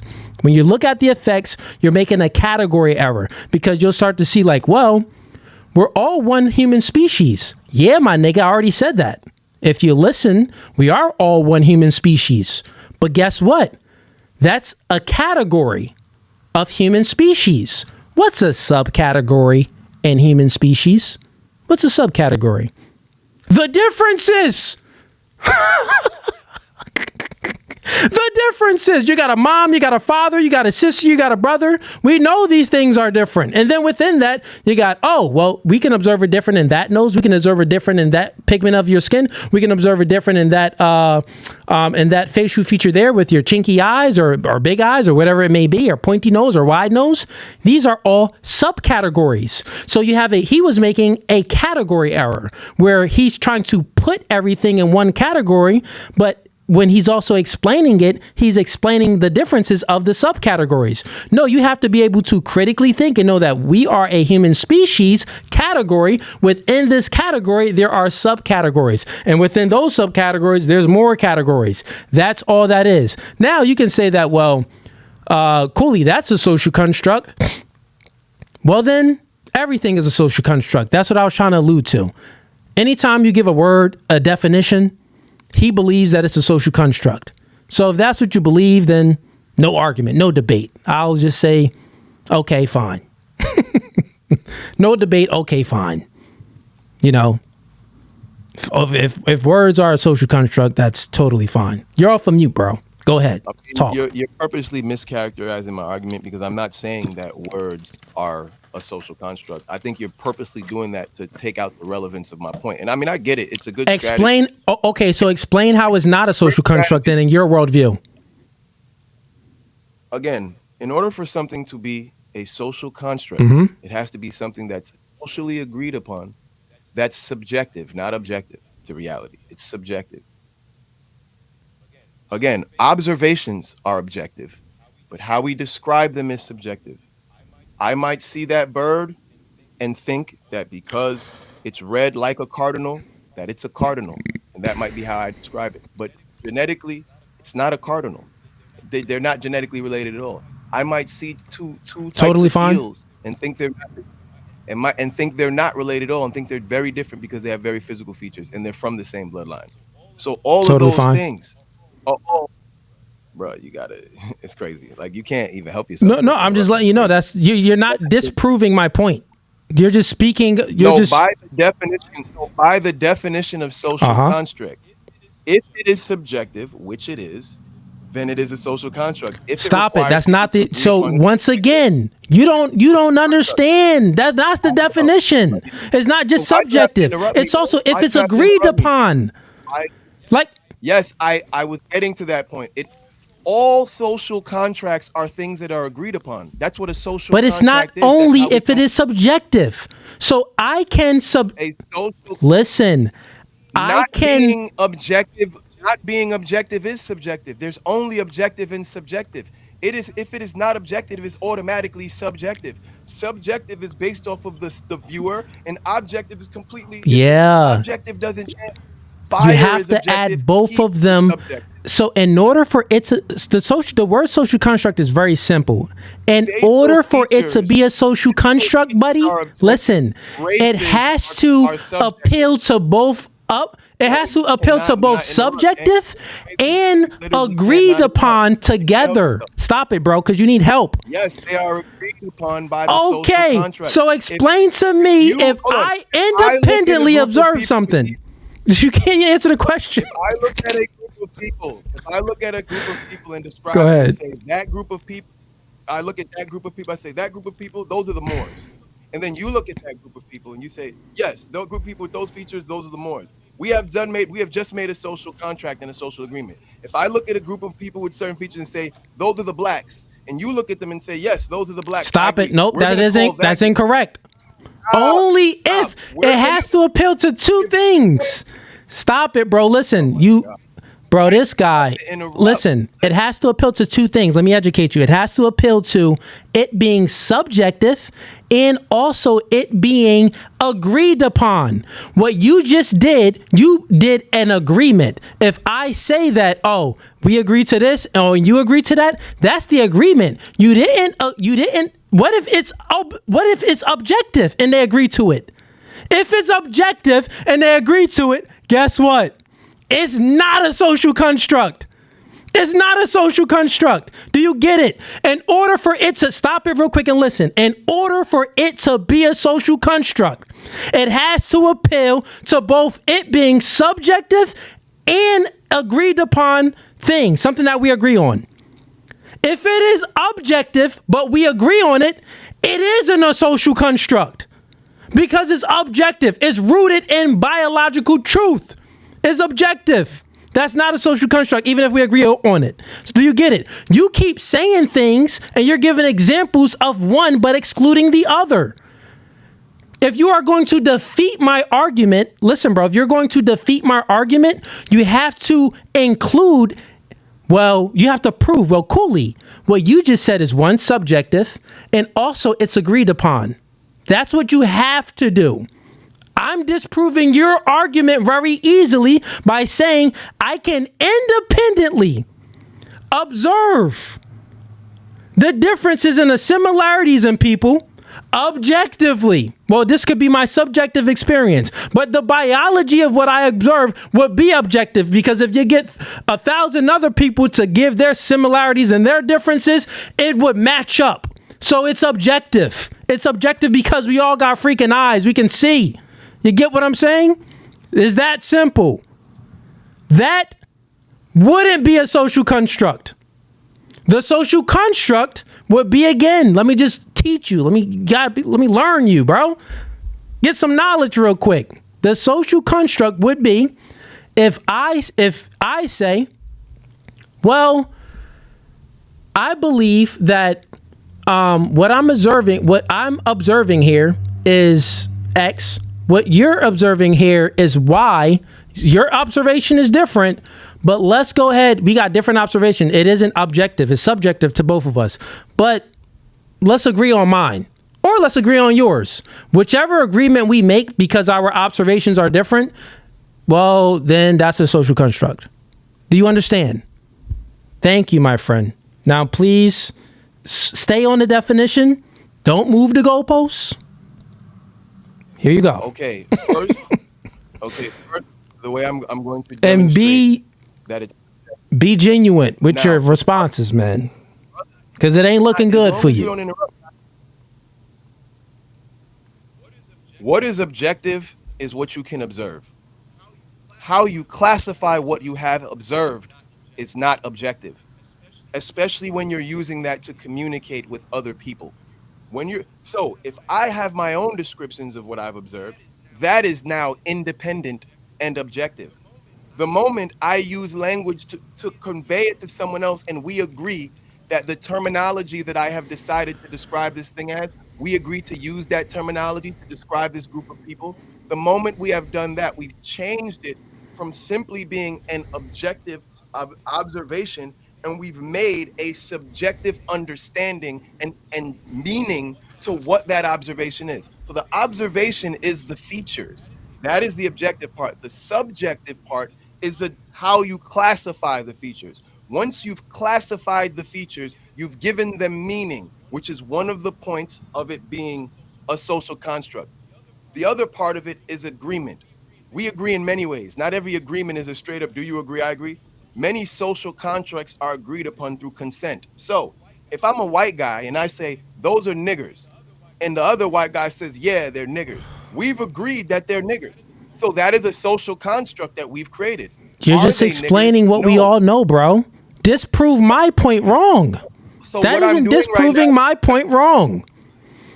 I've just demonstrated that it's subjective, and I've just demonstrated that it's agreed upon, like you asked. It's agreed upon by the people using the language in a social construct, and it's subjective because they've given meaning to something outside of what's observable. What is observable is the describable features. What is not observable because because Negroid is not an observable thing. It's a term we created. You can't observe. Meaning if I never tell you. So you're back on words being a social construct. Words are not. You have so it's a logical fallacy called circular reasoning. You're just going in a circle. Social constructs, descriptions are. So okay. All right. So there are nouns, there are adjectives. Okay, that's totally fine. I get that part. So you just said, though, you contradicted yourself. You just said that mongoloid or negroid. Mongoloid is a description. That's not a noun. It's a description of a type of people. It's a description. It's a description, yes. Which is why it's a social construct. Okay, so that word that's totally fine. That what you're doing here. You're exercising. You're not going to acknowledge it. You're going to try to move the goalpost again. No, I'm not moving a goalpost. What you're doing is moving a goalpost. Listen, that's totally fine. I could say yes to all of everything you said. Right? That's totally fine. That's, we could. That means correct. We could. That's totally fine. No. Listen, you're missing it. You're still missing a point. No one is gaslighting. You're just being disingenuous. You're lying here, brother. So here's what I'm saying, right? That's totally fine with the things with you, how you're describing it. That's fine. You're just explaining what a social construct is, which the definition, which we read multiple different times. You're just explaining that. That is fine. What I want you to do, because that was just, we were playing semantics. You can agree on, well, this is that. And I could be like, oh, okay, well, yeah, that makes sense. We can agree on that part. Those are all effects to things. Totally fine. Let's get back to the root, the cause of what we're speaking about, right? The cause of what we're speaking about, which you never disproved. This guy got little things up here that he puts. Totally fine. I'll just do that to you. So and you're still back here backstage, but listen, because you're not understanding. It's very, very simple. The point that you are missing is that you're explaining what a social construct is. I want you to prove how race is a social construct. Or if not, I want you to disprove my argument. When I'm speaking about observation, you keep moving a goalpost and we could play semantics and get back, but we don't even need to play semantics. Playing semantics is pointless right now because it's very, very simple. We got a definition right here. Social constructs are, I'll repeat it again to you, man. Social constructs are ideas that are not based on objective. It's not based on objective reality, but are instead shaped by human interaction and collective agreement within a society. My argument is very simple because I need you to disprove my argument. I'm bring you back up. I need you to disprove my argument. Very, very simple, right? If I can observe, listen, stop it, bro. Okay, I gotta mute you because you're not listening. I need you to disprove my argument, and my argument is proving how it is not a social construct. You believe that it is a social construct. And actually, when you first came in, you actually agreed with me on pretty much everything that I said, that how it disproves it being a social construct. You did. I can rewind the tape. You said your only point of contention, which I already proved you wrong, your only point of contention was with the word. You said, well, the word has a description, and then that description to the word, that's a social construct because that description, you derive meaning from it. And I've already debunked that I can observe something, give it a word. I could call it anything, X, Y. I could call it blooga bloogala. I could call it anything. That doesn't mean that I'm giving a meaning to it. I'm just giving it a title, what I observed. That's all I'm doing. So if I can independently observe the differences and the similarities of human beings, of the human species, if I can do that independently, and it will be subjective to me, it's not a social construct, because the only way it can be a social construct is unless it's subjective and agreed upon. Got it? So I need you to disprove that. because I can do it independently. So disprove that. Then the other argument is this. Stop it, because you haven't been doing a good job. The other argument is very simple. If it's a social construct and I can observe it, I can observe something and someone else can observe something too, and we write down but we're not together. We write down our similarities and our differences. And if our similarities and our differences just happen to match, that means it's objective. So in the definition, when it says that, but it is not a biological reality, I need you then to explain, because there's two parts of the argument. One, you got to debunk that other one. Now you got to debunk the biological one, the biological reality. I need you to explain to me and prove or demonstrate in some way how what you observe with your own dang eyes is not reality. Oh, this is going to be good. This is going to be good. This is going to be good. I want you to explain to me how you can observe something and you can see different people, right? You can see the differences and the similarities of people, but it's not a reality. Oh, please explain that one to me. Go ahead, brother. Debate over. You can't do it. Let's go. Stick here. Stick on this point that I'm saying. It cannot be done independently. And the reason why I can prove it cannot be done independently is because if you take a child and you put them on an island by themselves, independent. Explain what you're speaking about first. Talk, bro. Why do you keep interrupting me? I let you. No, but you're just talking. You're saying that you're explaining how it can't be done independently. What can't be done independently? Go ahead and explain that. Observing the differences of human beings? Go ahead. No.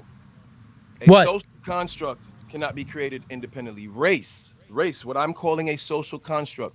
A person can observe differences in people. But without the definitions given by society, they would not come to the conclusion. You just said a child, so that contradict what you just said. Go back to your other point, to the child, and explain that. Interrupt me, I would have been able to finish my. No, because you're speaking, you're tangential. Be linear in your speaking, and don't contradict every other sentence.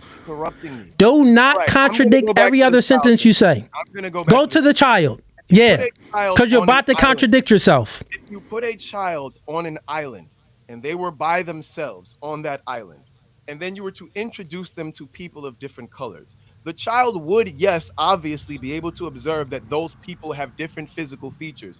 But because the End of the debate, bro. End of the debate. Can't talk to him no more. You just proved my point right. End of the debate. That's the end of the debate.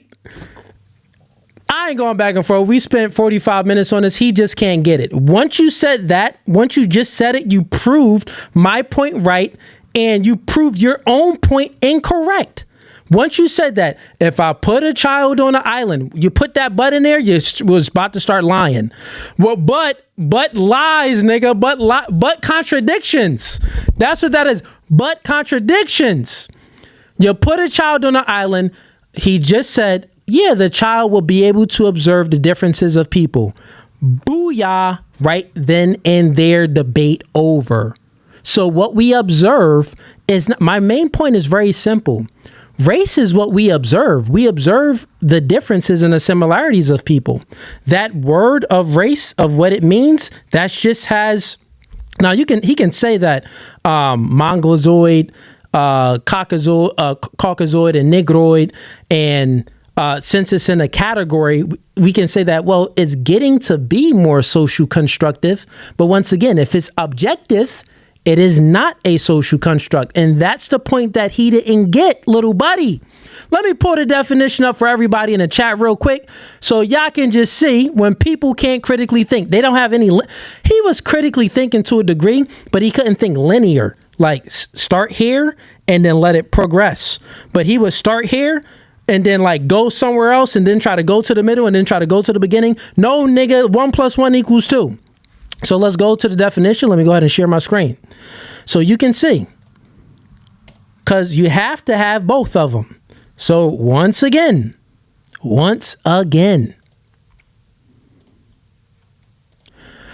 So Let's read, we can read any definition, but it's a few of them. A social construct is a concept, idea, or category that is created and maintained by a society rather than being inherent, like inherent or natural, existing, because people agree it exists. Okay?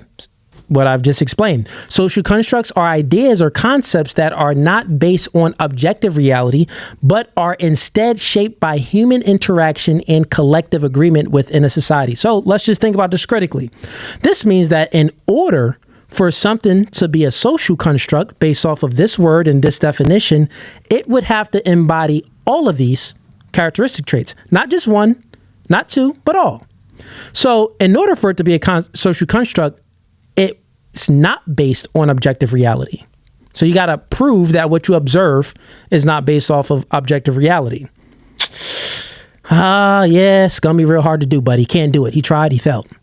Then, not only that, it also has to be collective and agreed upon. So what you can do, we can go back and forth on things of, what's objective and what's subjective and stuff like that. Totally fine. But then it would also have to include an agreed upon. It would also have to be agreed upon in a society. So when it comes to race, chat, right? When you're looking at it and you say that, well, what I observe independently here, because prior to the word race, people still was observing human beings and looking at the similarities and looking at the differences. So they were making categories already. They're creating categories because anytime you observe differences and you observe similarities, but if you put those into the categories and compare things, that's just a category. That's fine. That isn't a social construct though. That only adheres to one of the things, one of the categories. That means that every category is a social construct. But remember, chat, a social construct has to embody all of these features. So yeah, it could, it has to, it can be a category or it doesn't. Well, no, it has to be a category. And two, it has to be inherent, like natural. You get what I'm saying? That's what it has to be. So, and it has to be agreed upon. So it has to have all of those for it to be a social construct. I'm sorry, it has to not be inherent or natural. You get what I'm saying? So it has to be all of these things that's not rooted in biology, all of these things that's not rooted into what we agreed upon, and all of these things that's not rooted into objectivity. You get what I'm saying? So it has to be subjective and it has to be agreed upon. That's a social construct. So think about it. I can subjectively say something right now, but if no one agrees with me, it's not a social construct. And guess what? We know that race isn't a social construct because we don't agree on it. No Fugazee. Booyah. Booyah, end of the debate, bro. Just the fact that we don't agree on it right now in a society, it ain't a social construct. What, bro? Oh man, this is good, but it's a good thing. What I want people to take from these type of conversations is the ability to, what I've done was strategically, was what is strategically, but it's for a purpose, is when you're debating people, they're going to go off on all of these tangents. They're also, they're going to like go off of the cause, and they're going to go to all of these effects. And I had to keep like willing them back in. Like, nigga, stick on the definition. No. Stick on the definition. And let's speak about the cause of the debate, what we are actually speaking about. How come I can disprove everything that you just said, but you couldn't disprove anything that I said at all? You just go on to effects to explain a social construct, not to disprove what I said. All right, y'all, let's get some more people in here. I've been streaming for 2.5 hours, though. Dang, this freaking social construct. And it's funny. It's always like black people, because I don't know why. I think like the other part of it is they need to believe that race is a social construct is because, like, maybe it's like some victimhood in there. They don't want to, you know, just live in reality, understand the reality that, nigga, we're all human beings, yes, but we got differences. We got a lot of similarities, but we got differences. So within these differences, if I categorize these differences and it's objective and it's rooted in reality, not a social construct. I could do that independently. It has to fit all of the criteria for it to be a social construct. It has to not be rooted in reality, biological reality. It has to also not be a category. And it also has to be subjective. So at the end of the day, it is what it is, man. I'm tired of this debate. This is like the fourth guy I debated. And homie got washed. Homie got washed. Homie got washed. And he's actually in a chat. He said, it literally says category. Lacking critical thinking skills, I'm trying to tell you. Lacking critical thinking skills. It has to fit all of them. If it's just a category, is that a social construct?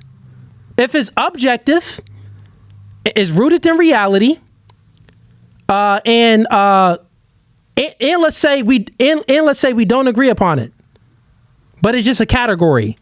Is that a social construct? No, it's not a social construct, you doofus. It has to fit all of the entire definition. You can't take part of the definition and say, well, it is a social construct. No, it has to fit the entire definition.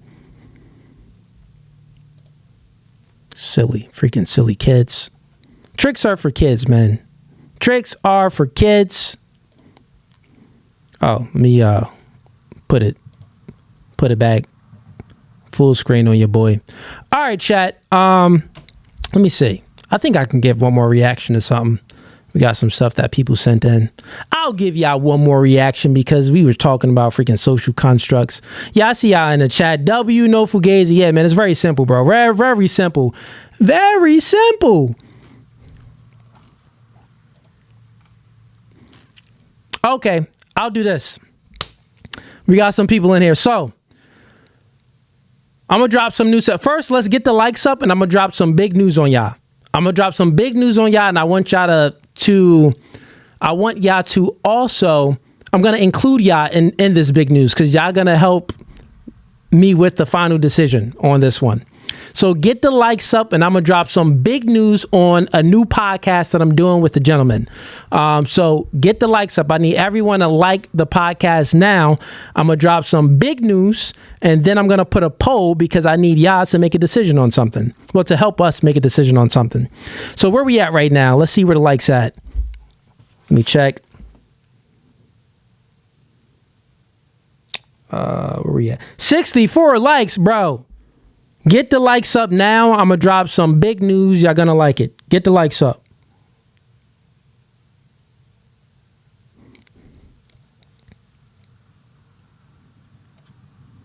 Likes up now. Get the likes up. Everybody like the podcast. I'm not going to drop the big news if y'all don't get the likes up, man. We got not a whole lot of people on here on a late Wednesday. But we got 163 people. We got 76 likes. All of y'all in here should be watching. We should at least be able to get up to 120 likes. 120 likes, I'll drop the big news. If y'all don't get up to 120 likes, then freak it. I ain't gonna drop it. I ain't gonna drop it.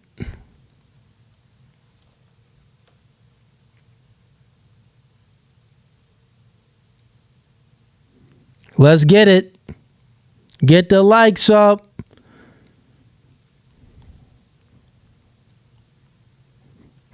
In the chat ripping you in here too.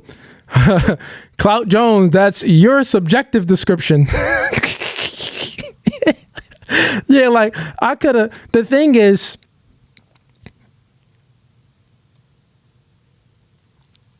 The thing is, chat, I could have got on him on a whole lot of things that he was saying, but I didn't want to.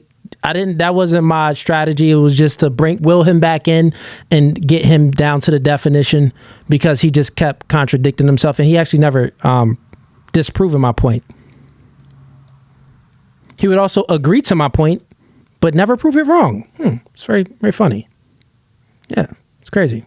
He literally, when he came in, he agreed to my point, but he never proved it wrong. And then on his points, I proved it wrong. I proved his points wrong before I even brought him up. And like demonstrated it. Like, nigga, we can observe this. Put up a poll. Yeah, I'm about to put up a poll for something for y'all, but I need the likes up. Everybody get the likes up.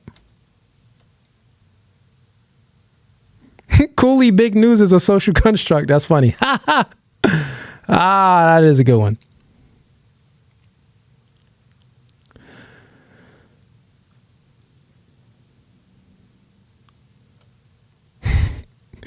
Yo, y'all funny in the chat, bro. Chat do be funny, but y'all gotta send in some super chats if y'all really want me to read them out loud and give y'all a shout out. Get the likes up, man. Where we at with the likes? All right, we at 86 likes. Come on, bruh. Y'all being ninja watchers. Y'all don't want the big news then. All right, I guess y'all gonna miss out on the big news. I'll give you some encouragement to like, because you're gonna like the big news. You don't want to miss out on this. Like, you don't want to wait for it. It's a podcast, a joint podcast that I'll be doing with an individual that everyone like. If you watch this type of content, you definitely like this individual.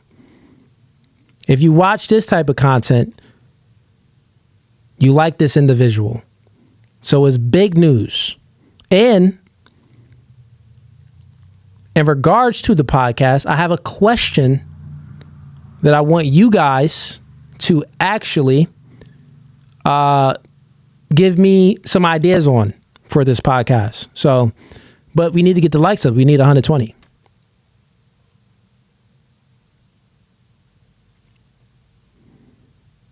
Yeah, Scam Chan. Yeah, you're right, bro. I see you in the comments, Scam Chan. Yeah, Scam Chan, you speaking facts. Homie definitely didn't come fully prepared. I see y'all giving some hints in here, but I'm not saying anything. I'm not saying nothing. I'm not saying nothing. We need 120 likes. We need literally 19 more likes. We had 95 likes. We got some names in here. I'm not saying nothing to any names until we get the likes up. And I'm gonna drop the news on y'all. And it's gonna be something dope, man. I'm gonna drop the news on y'all, explain a little bit, and it's me and this individual just spoke about it. We both agreed upon it, excited about it, and we think that you guys are gonna be very excited about it too when we actually release it and start doing episodes. It's gonna be something that's needed. Like, you haven't really seen this duo. Like, it's a duo that's needed. And sometimes in this space, we need more duos. We need to come together more. Like, you know, in this manosphere, red pill, whatever you want to call it, space, generally, most of us, not all, but most of us agree on, like, the bigger ones, we agree on, like, bro, like 90% of stuff. So if we came together and like 10% of things, like I do a podcast with Ease, my co-host, on the dating show. And me and Ease y'all see the show, we don't agree on everything. Like, we agree on like 90% of things, but then he got his own perspective on things, but we can still produce a dope show. You know what I'm saying? But it's like in this space, if it's like, oh, if someone hears something, it's like, I don't really agree on that. I disagree on that. Let's say social construct for an example. Niggas agree on everything else, but you believe that race is a social construct, or you don't believe that it is a social construct, or you do believe that it is a social construct. They're like, oh, I want you free to draw mine now because we disagree on this little thing. No, I had Clout Jones on before, and we actually agree on a lot of stuff. That's the thing. I had Clout Jones on before, and we agree on a whole lot of stuff. It's just this thing that we disagree on.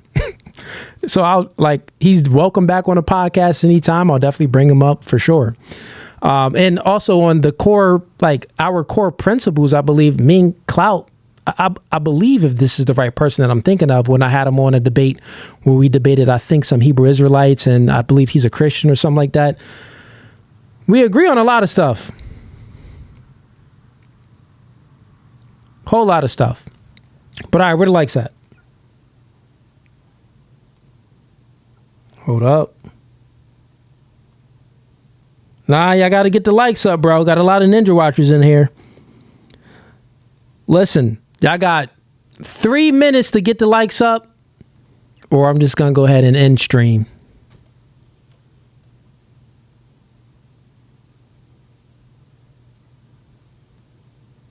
I'm going to go ahead and end stream.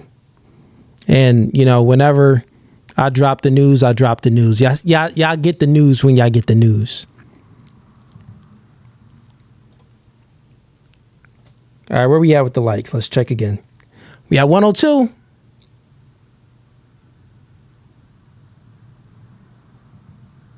$16 more likes.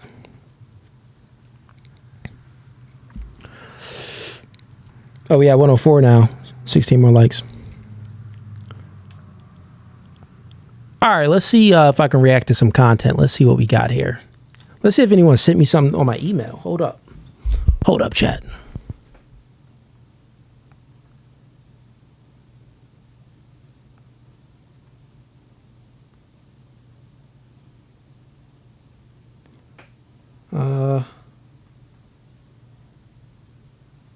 No, let's see. Check IG. Okay.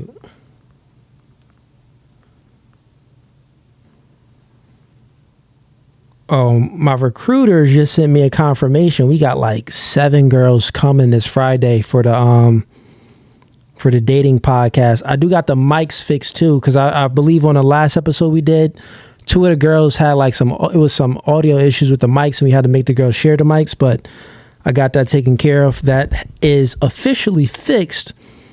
So every girl is going to have their individual mic, and every mic is going to be working perfectly.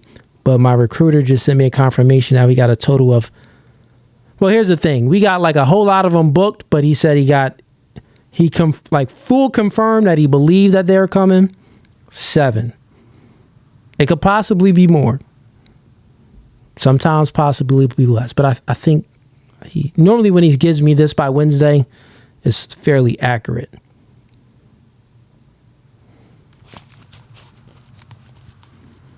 Chicks be flaky though. Nigga, they'll cancel the last minute. And they'll do a no call, no show. When them chicks do a no call, no show, they're banned to the shadow realm. They are not welcome on the show at all. If they do a no call, no show.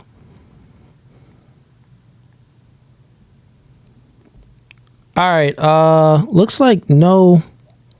Let's check my Facebook real quick. All right, it looks like we got no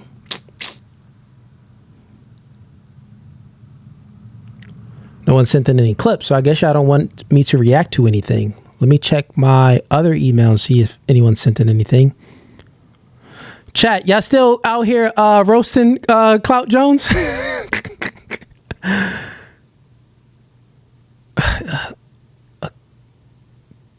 Clout, bro. The chat is disappointed that I had you on. My audience. I got you up out of here because you just couldn't comprehend basic logic. and you kept committing multiple logical fallacies and using circular reasoning to try to justify an argument. No, you're just going in a circle. You keep restating the definition of, well, I'm saying the definition, but you keep describing the definition of social construct, but you're never proving my point wrong on how race isn't a social construct. You just keep describing social construct. No, I need you to disprove how race isn't a social construct. That was the argument. Clout wants round 10.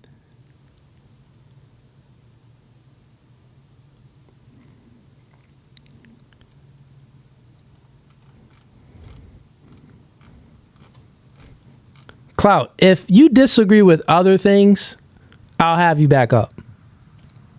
But I don't think we disagree on a whole lot of stuff. But this race being a social construct, bro, you did bad, bro. You did bad. I'll let him go. I see you. I'll let him go. My bad. I'll let him go. I ain't gonna tease him anymore. Yeah, I already roasted him in the chat. All right, let's see. Where we at with the likes?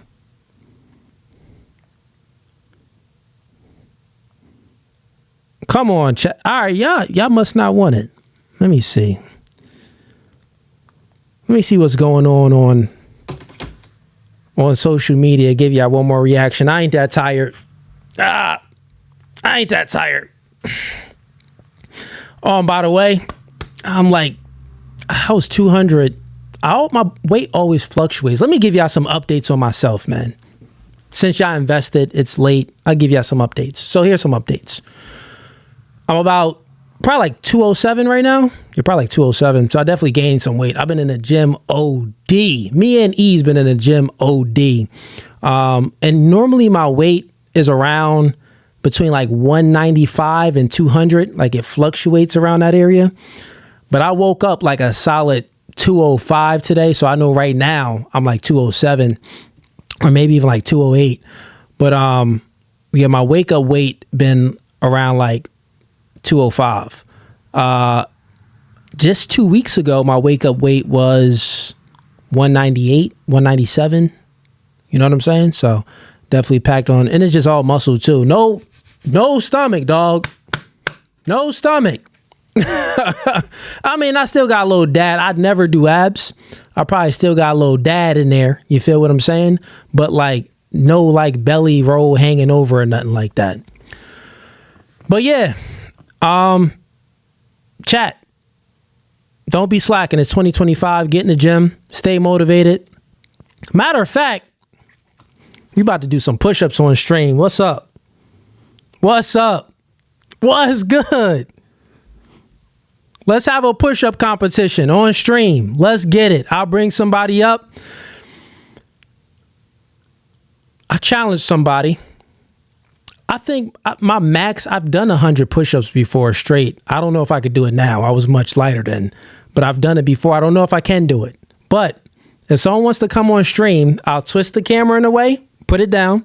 We'll have a push-up competition just for the chat, all the supporters in here. Push-up competition, man to man. I'll say 50 is normal. People do 50. Actually, I'm not going to put the stakes too high. Let's just say 50, then we'll go up to 75. So let me know if you want to come on. Go ahead and click the link in the YouTube description or click the link in the comments. We're going to have a push-up competition on debate night. It's something that I just randomly thought about. I'm having fun tonight. So push-up competition. Anyone that wants to come on stream and think that they can outdo me in push-ups, we gonna just put the number at 50 right now. If you get to 50, then we're gonna put it up to 75. That's what we're gonna do. So come on stream. Anyone that wants to come on stream, let's get it. Let's go. Push-up competition. Ain't nobody, y'all capping in the chat talking about 200 push-ups.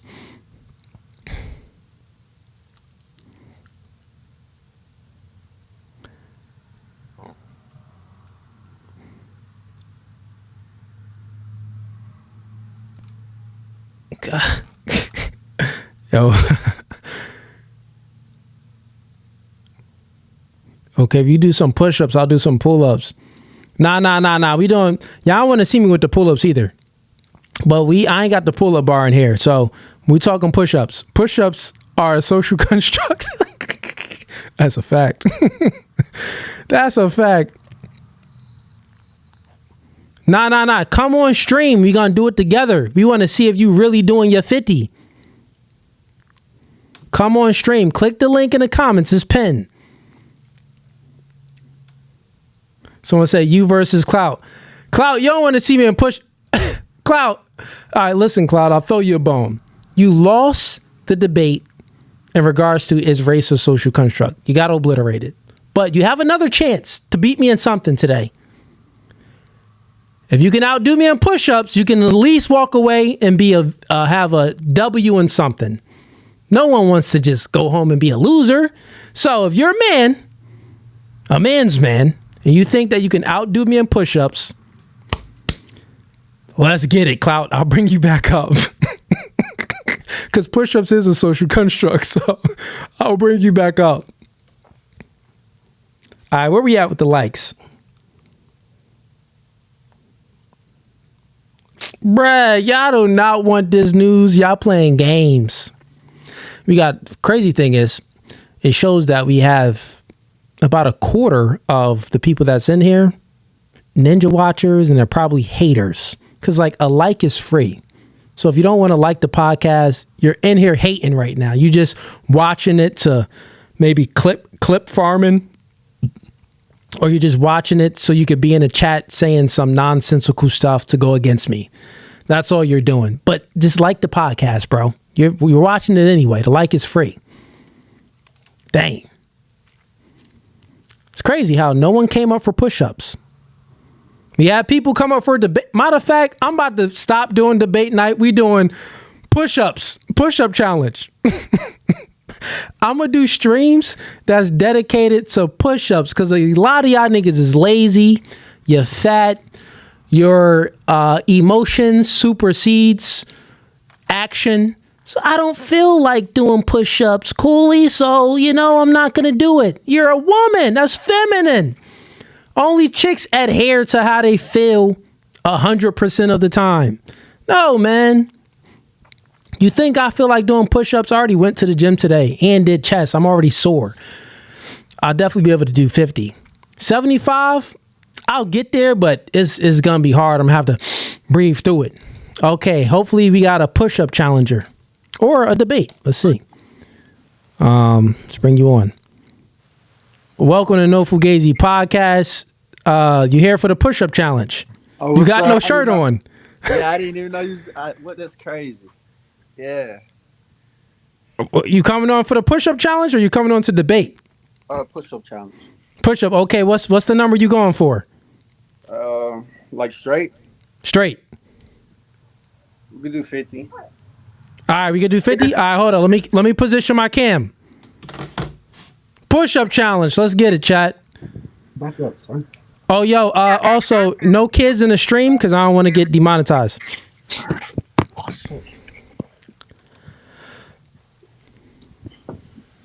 Yeah, because the stream isn't kid friendly, so I don't want to have any kids in the stream. Okay. And while you're doing that, let me position the cam.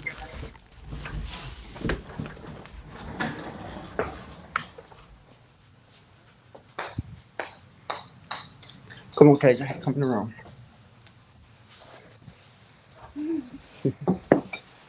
Okay. Gotta move it down a little bit.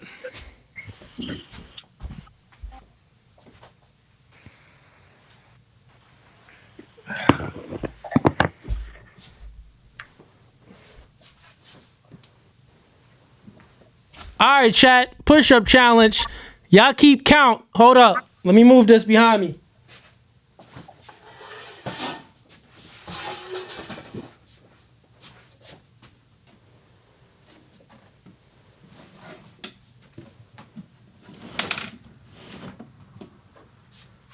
It's like my third workout today, though.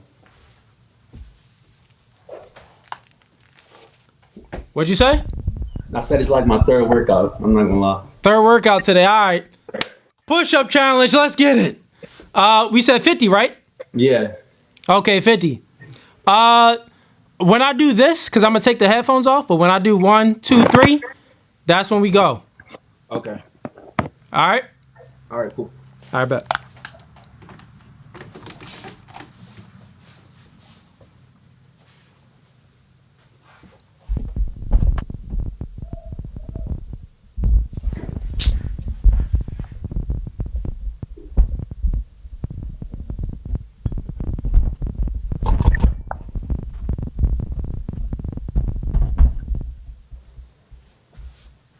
All right, chat.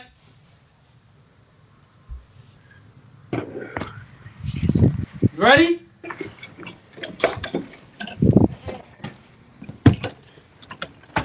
Come on, man. My bad, man. I had to step outside. This nigga going outside. All right, let's get it. All right, here we go. 50, right? Yeah. 1, 2, 3.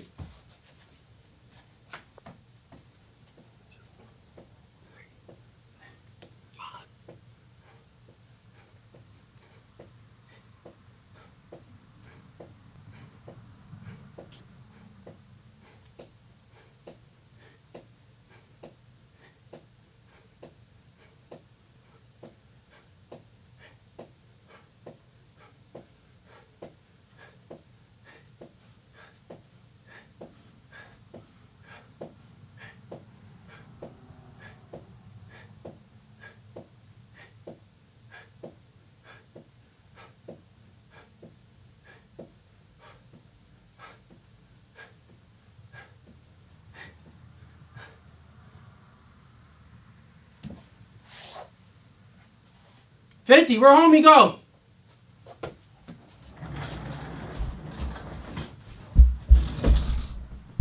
$50 was easy, chat. Happened to a stream. Bro, what happened, bro? My internet went out when I went outside. Did you complete your 50? Oh, yeah, for sure. Don't see the pump? We couldn't even see. You don't see the pump? I see you got a little pump. Yeah, a little pump. I don't lift weights, bro. I do calisthenics. How tall are you and how much you weigh? 6'4". I weigh like 165. Yeah, you gotta get bigger. You my height, man. Yeah, I'm a vegan. I used to. You said you're a vegan. Yeah. How's that working out for you? I've been on it for like 2 years. It's pretty cool. Like, I got more like wind, stuff like that. But Let me position my camera right. 1 second.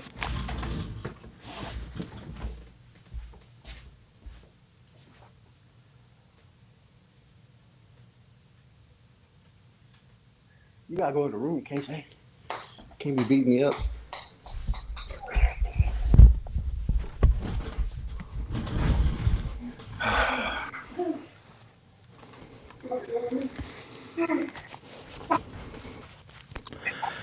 So you said you 6'4", 160?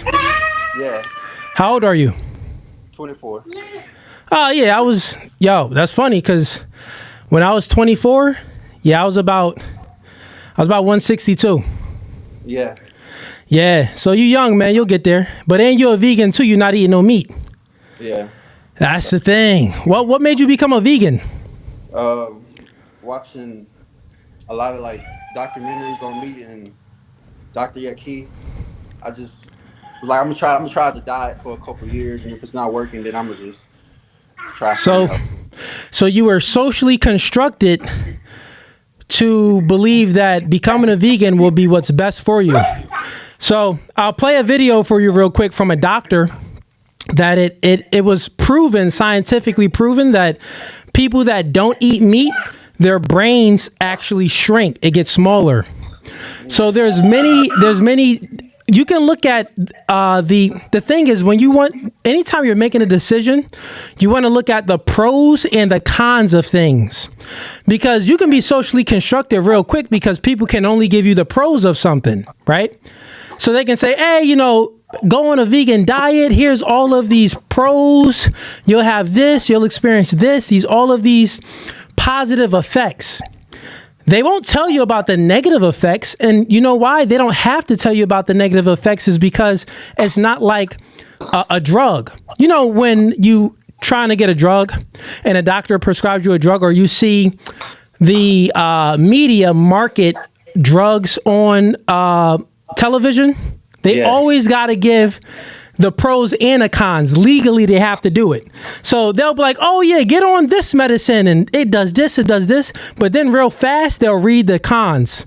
They'll read the negatives. Like, well, you experience heart disease and you may die and you may have rashes. You may this and this. They'll say all of these things.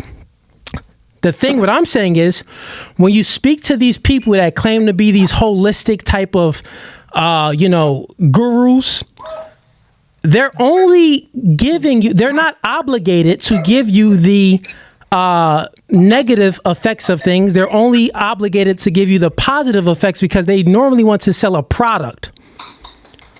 So what I'm saying is, it's cool that you're a vegan, no hate on it. I'm not trying to hate on what you're doing, but I want to give you a perspective that's rooted in reality, that it will be good for you to observe things objectively by not only getting the positive things, but also doing more research to see if it has any negative effects.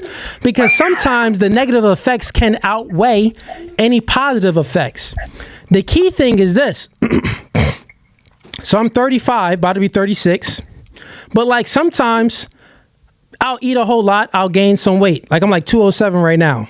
Yeah. But just last week, I was around like waking up like 198. But that was on purpose. I was waking up 198 because I was only eating one meal a day. I was doing intermediate fast. And I was only eating one meal a day and eating at 6 p.m. So that's why I was lighter. But if I want to get heavier, I go on a calorie surplus. If I want to shrink, get a little lighter, get a little more lean, I go on a calorie deficit.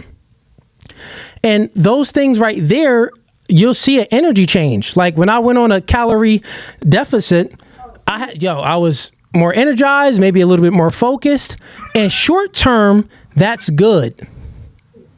Okay. You need to be able to do things in mediation. Like short term, you want to be able to do certain things because it's positive for your body.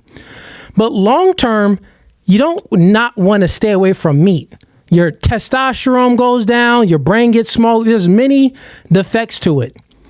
Okay. So, I mean, you're young right now, but I would say go on Google, watch some YouTube videos, and get another perspective on things, because we were created to eat meat, bro. That's like literally how our body absorbs the proteins much better from meat. Now, long term, yeah, you can fast, do things for like a month, 2 months, stuff like that. That's fine. But long term, over years, not good to do. Also, when you think about our bodies and how it's not only it's made to absorb certain nutritions from food, we're much different from animals. The thing is, with the whole vegan community, they make it seem like we're all animals. Bro, cows got like 5 stomachs. Right. That's why them niggas can eat grass and greens all day, because they goes into one stomach and take a molecule, and then the other stomach has this molecule, and then it creates a protein. That's why they get all strong and bulky. You see those big old apes, those gorillas with mad muscles. Yeah. They don't eat no meat.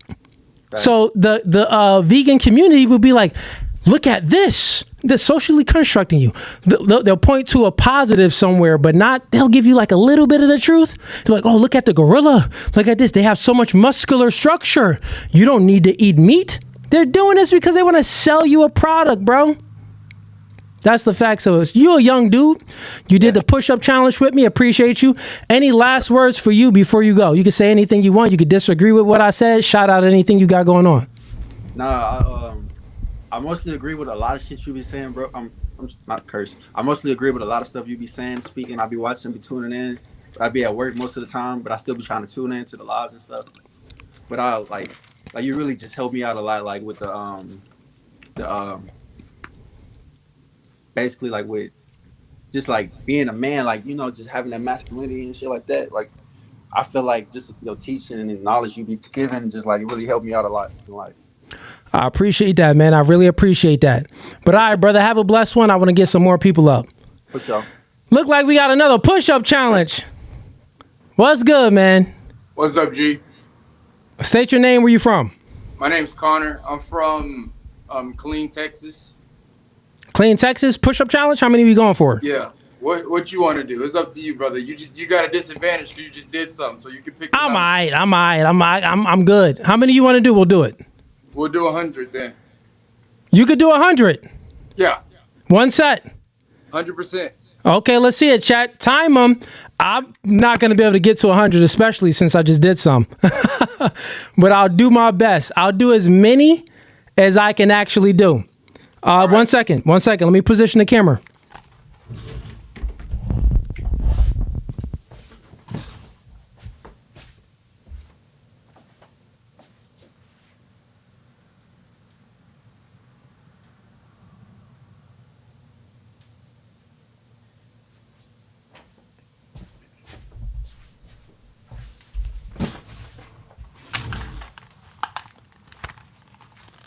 Hold up, 1 second. Take your time, brother.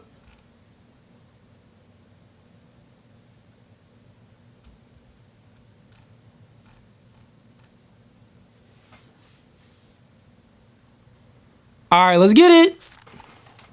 On a count of 3. And chat, count my push-ups, but also count his push-ups, because I ain't gonna be able to see. I want to make sure he do 100.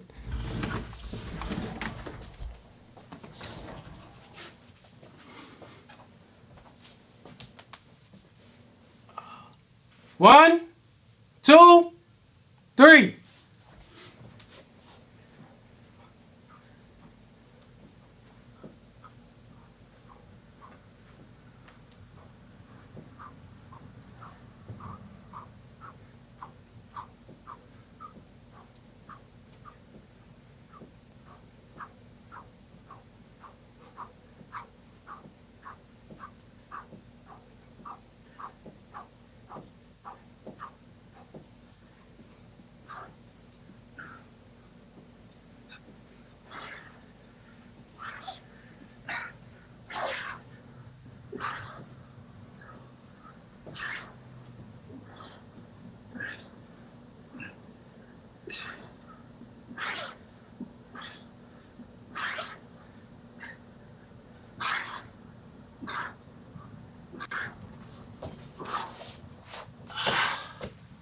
I was 100. How many you do, chat?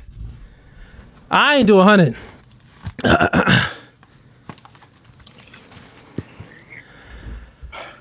You did 100? Yep, that was 4 sets of 25. Oh, this nigga did 100. Let me see.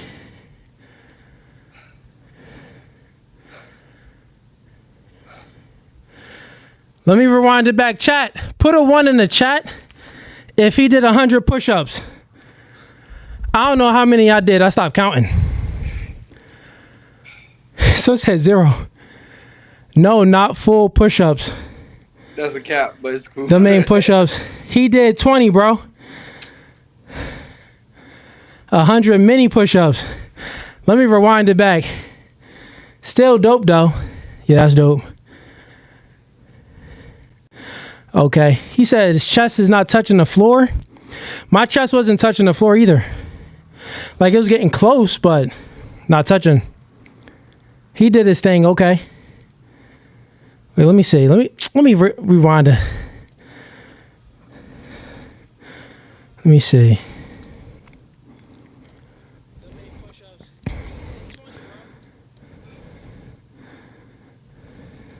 I'm watching it back.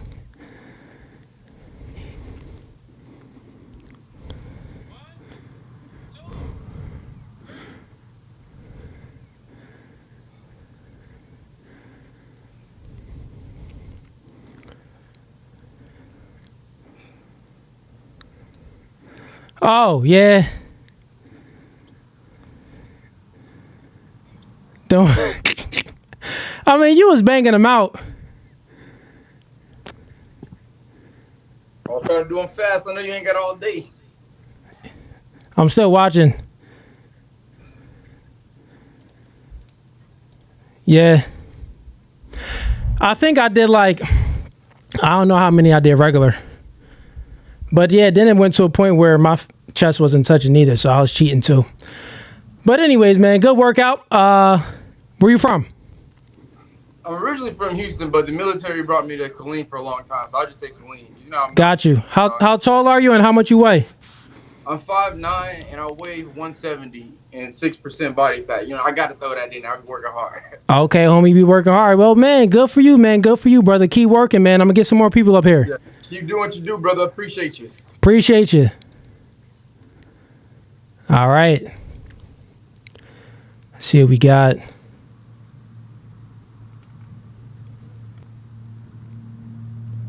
Yeah, he is doing a lot of them. He did pop-ups. Or someone said, I counted 100. Yeah, he probably did do 100. He did 100, bro. Yes. Okay. He did 100.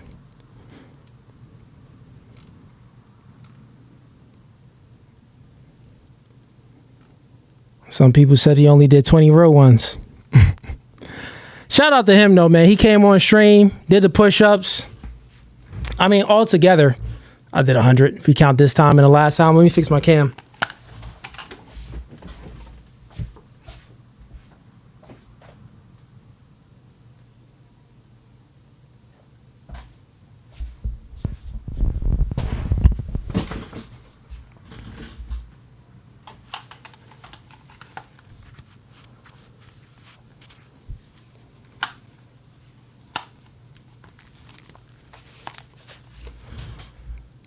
All right, chat.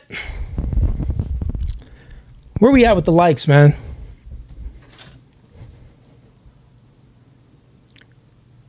We got another push-up challenge? Hey, man, you're trying to get me worked out. I'm about to... You know what? I could do a whole live stream. Just a workout live stream. We do it together. I should do that. If I had that much time, you know, I probably would dedicate my entire life to you guys. But, you know, I have a life... a very busy life outside of this.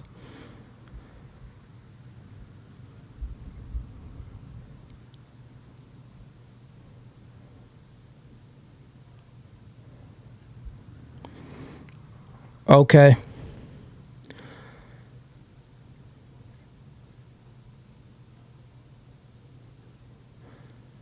All right. Where we at with the likes? Okay, I'll give y'all the news. So, also, let me get this poll ready real quick. Start poll. Add option.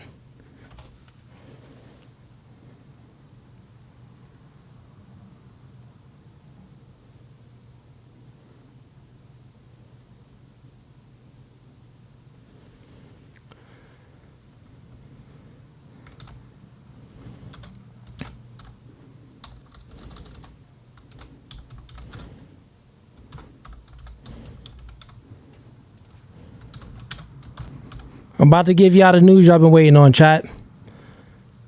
1 second. Don't go nowhere.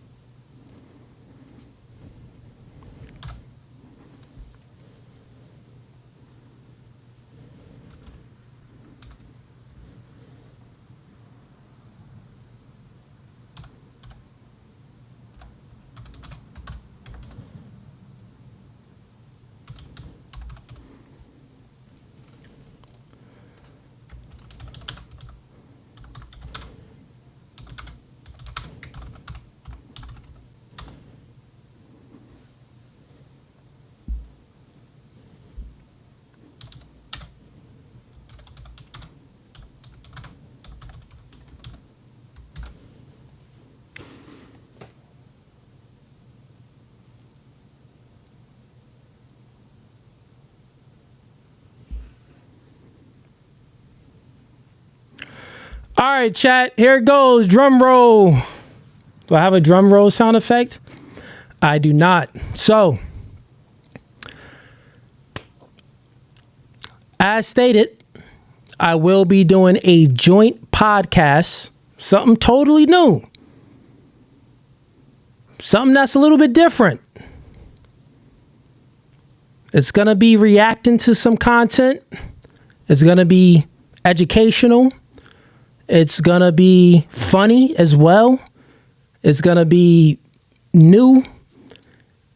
It's going to be, you know, all of the things that you would expect from me and this gentleman. Of course, we'll give our perspective on dating and relationships. Yeah. Of course, we'll give our perspective on politics and media and you know, stuff that's going on in the culture. And many other different cultures. We'll give our perspective on geopolitics because this person, he's really knowledgeable. He's well versed in a lot of different areas of when it comes to, you know, being educated on many topics. So we'll do a whole lot of things. But drum roll, the person that I will be starting a podcast with very soon is going to be the Saint and the Sinner, also known as Marquette Devon Burton. We'll be doing this podcast. First stream is going to be soon. We're going to announce that. We're going to announce the first stream. We already agreed on it, but I'll announce that on a second date. So yeah, there you go. Me and Marquette, man, doing a podcast together. It's going to be dope. Y'all going to love it. Y'all going to love it. Y'all going to love it. It's going to be intellectual conversations. We're going to have on special guests as well. You know, it's going to be dope, man. You know Marquette, man. He's very knowledgeable in politics, geopolitics. You know, he's has a outgoing personality, charismatic, just like myself. You know, very opinionated, you know, a very based individual. So it's going to be dope, man, for me and him to collab. You've seen, we've done 3 podcasts before in the past. I went out there to Las Vegas. I did his podcast. It was like 8 girls we had on. It was a crazy podcast that I did in Las Vegas last year. And that was dope. Y'all loved it. Also did a one-on-one podcast with him, which is actually one of my most viewed interviews that I did. I interviewed him. Then we also did a podcast, me and him together, when that whole exposure thing went on with me. When, oh, Cooley, you single mom, stuff like that. You know, the stuff that they would call hypocrisy, but I debunked all of it. I did that podcast with him where I was out in Atlanta. This was just, when was this? This had to been this past May when was this? This was in December, I believe. December or January? No, it wasn't January because I don't know, but y'all know when it was. But I did that podcast out there in Atlanta, which was dope. We was chopping it up. Cool dude, man. We always had a genuine relationship. So we agreed upon doing it. Going to go ahead and do it. We think it's going to be dope, and we're going to go ahead and give it a go. And it's not going to be streamed on this platform. We're going to create an entire different YouTube channel. So when we do, we're going to need everyone to subscribe to the YouTube channel. Now, here's my question for y'all. Me and Marquette is doing a podcast, and we thought of these names for the podcast, and we got it to 3 names. I'm going to go ahead and post a poll and let you guys decide on what the name should be out of these 3 names. Now, once again, the podcast is going to, y'all know me, and if you watch my content, you probably watch Marquette, or you at least seen some of Saint and the Sinner's podcast. You know, we're definitely opinionated. You know, our perspective is rooted in, normally we always go to the cause of things, biology, and stuff like that. We try to give you the most truthful perspective that we can give. You know that pretty much agree on most stuff. I don't think any man agrees 100% on stuff, but we agree on most things, like 98% of things, I would say. I don't even agree with you're not going to find someone that you agree with 100% on. But with that being said, here's the poll.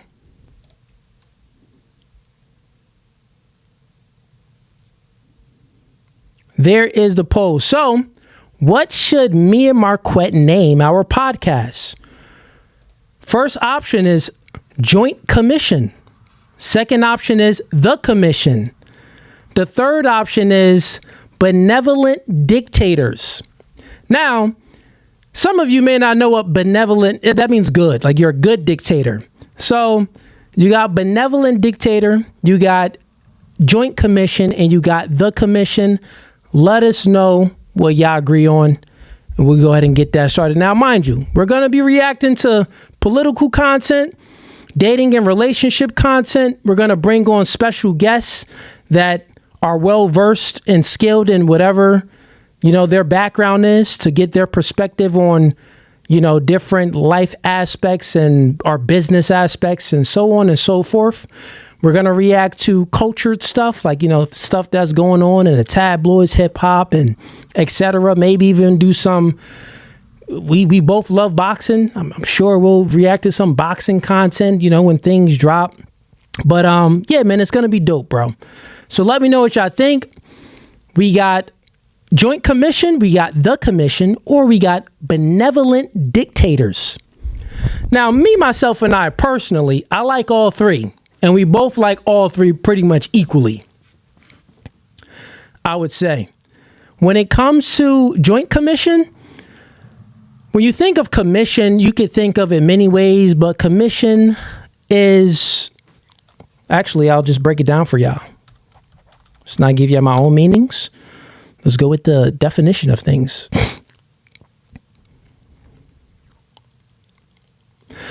So, the noun is an instruction, command, or duty given to a person or group of people. So, the commission. Got command. The verb to it is given in order for or authorization. So, it's authorization, the commission.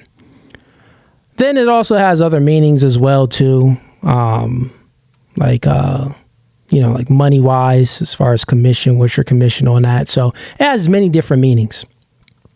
So you got Joint Commission or The Commission. Then you have benevolent dictators. So some people may not know what that means, but you all know what a dictator is.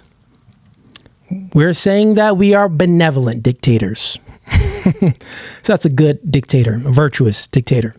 So that also has some good meaning to it as well. So, in that sense of benevolent dictators, it's like speaking to a chick, any masculine man, is my way or the highway. But a benevolent dictator is, my way is the good way. My way or the highway, but chick, my way is the good way. Okay, what the poll saying? All right, we got 30% benevolent dictators. The commission is winning right now. We got 44%. Joint Commission at 24%. Okay, so The Commission definitely beats out Joint Commission. I like that better. We're in between The Commission and benevolent dictators. I ain't gonna hold you. Benevolent dictators, I told Marquette, I was like, yo, if it's anything that kind of fits us both, it's probably benevolent dictators, bro. That joint kind of hard. But The Commission is hard too. So it's like, we like stuck between a rock and a hard place. Like, listen, let them decide. I'm sure he's going to put up a poll on his social media too. So we will decide between the polls. I'm also going to put a poll up on some of my other bigger social media platforms that got more people watching right now. It's only like, how many people watch? 120 people watching. So it's not that much big of a pool. But I'll put a poll up on Instagram. Someone said the benevolent commission. I see what you did there. I see what you did there. I voted dictators. Y'all liked. Okay, we got the commission though. The commission is winning. W. Saint and Cooley. That's a fact. No W us, man. W us. Fugazee. And y'all know that Marquette, man, it's homie always traveling around the world, but we always stay in contact. So, I mean, it will be some time that we'll get together, definitely depending on how things are going. But for right now, it's going to be virtual. So we'll have split screen where we're both reacting to stuff. I'll be in a new studio. So my new studio will be up soon. Will be finished soon. So you'll see an entirely different background around me. It won't be this angle. It'll be more of a straight angle. And you'll be able to see like my desk and stuff like that. It'll be, much better. I'll be having multiple, at least 2 different camera angles from this view, like one straight on, then one from the side. So my setup is going to be dope. And that setup is also happening because, we getting rid of the girls show. So I'll be doing the, debates and also doing reactions myself to other content. And then we'll have the podcast with me and Marquette doing our own thing together. So y'all going to get a lot of new content, man. A lot of new content.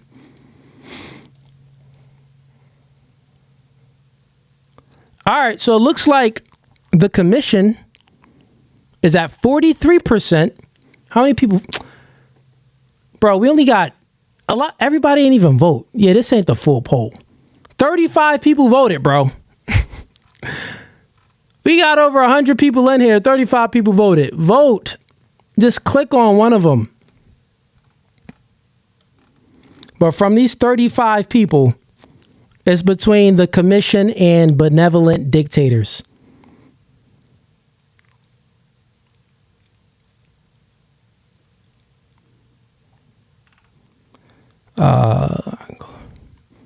God Code of Conduct.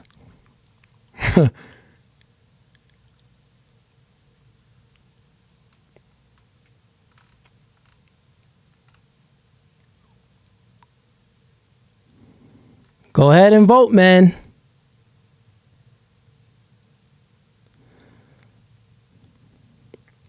People in here late. I see you in here late. The topic, I see you in here, Melinda.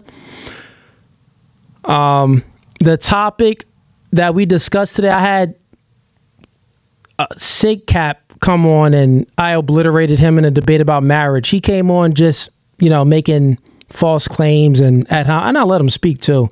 Like, bro, say what you want. Like, you're just speaking nonsense right now. But then, so I debated Sig Cap on marriage. He got obliterated. And then I debated this one guy on is race a social construct? Bro, it was bad.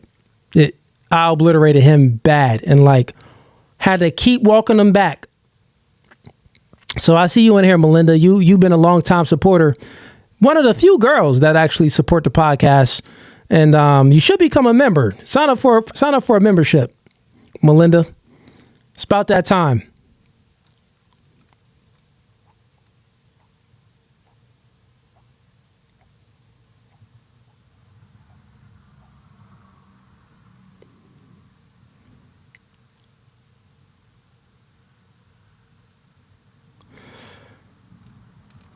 All right. Maintaining order. Bro, what? Sir Lord Sean, what are you talking about, bro? This guy just, people be in the chat writing anything. I don't know if I know y'all do see it in the chat, but it be some clowns in here that you just saying anything. What are you speaking about? Homie, is he talking to himself? Or being funny? I don't know. I haven't went up to scroll up to read all the comments. All right, man. So that's the news for y'all. Me and Marquette doing the podcast. I'm finna wrap up a stream. It's midnight. But other than that, this podcast is no Fugazi. Tune in this Friday. Full panel girls show. Got 7 chicks coming. It's gonna be mad fun. It's gonna be dope. Okay, we got someone that just came on. Let me see. Black Boy Wonder. Okay, he left out. Okay. I was going to bring you on up. I see your camera just came on. All right, he dipped off. Anyways, this podcast is No Fugazi. Full panel dating and relationship podcast with 7 girls this Friday. Tune in. We're going to start around 9:30 p.m. Eastern Standard Time. And I had fun with y'all doing the push-ups. Appreciate all the support. Have a blessed one, man. I'm out. Peace. No Fugazi. Fugazi.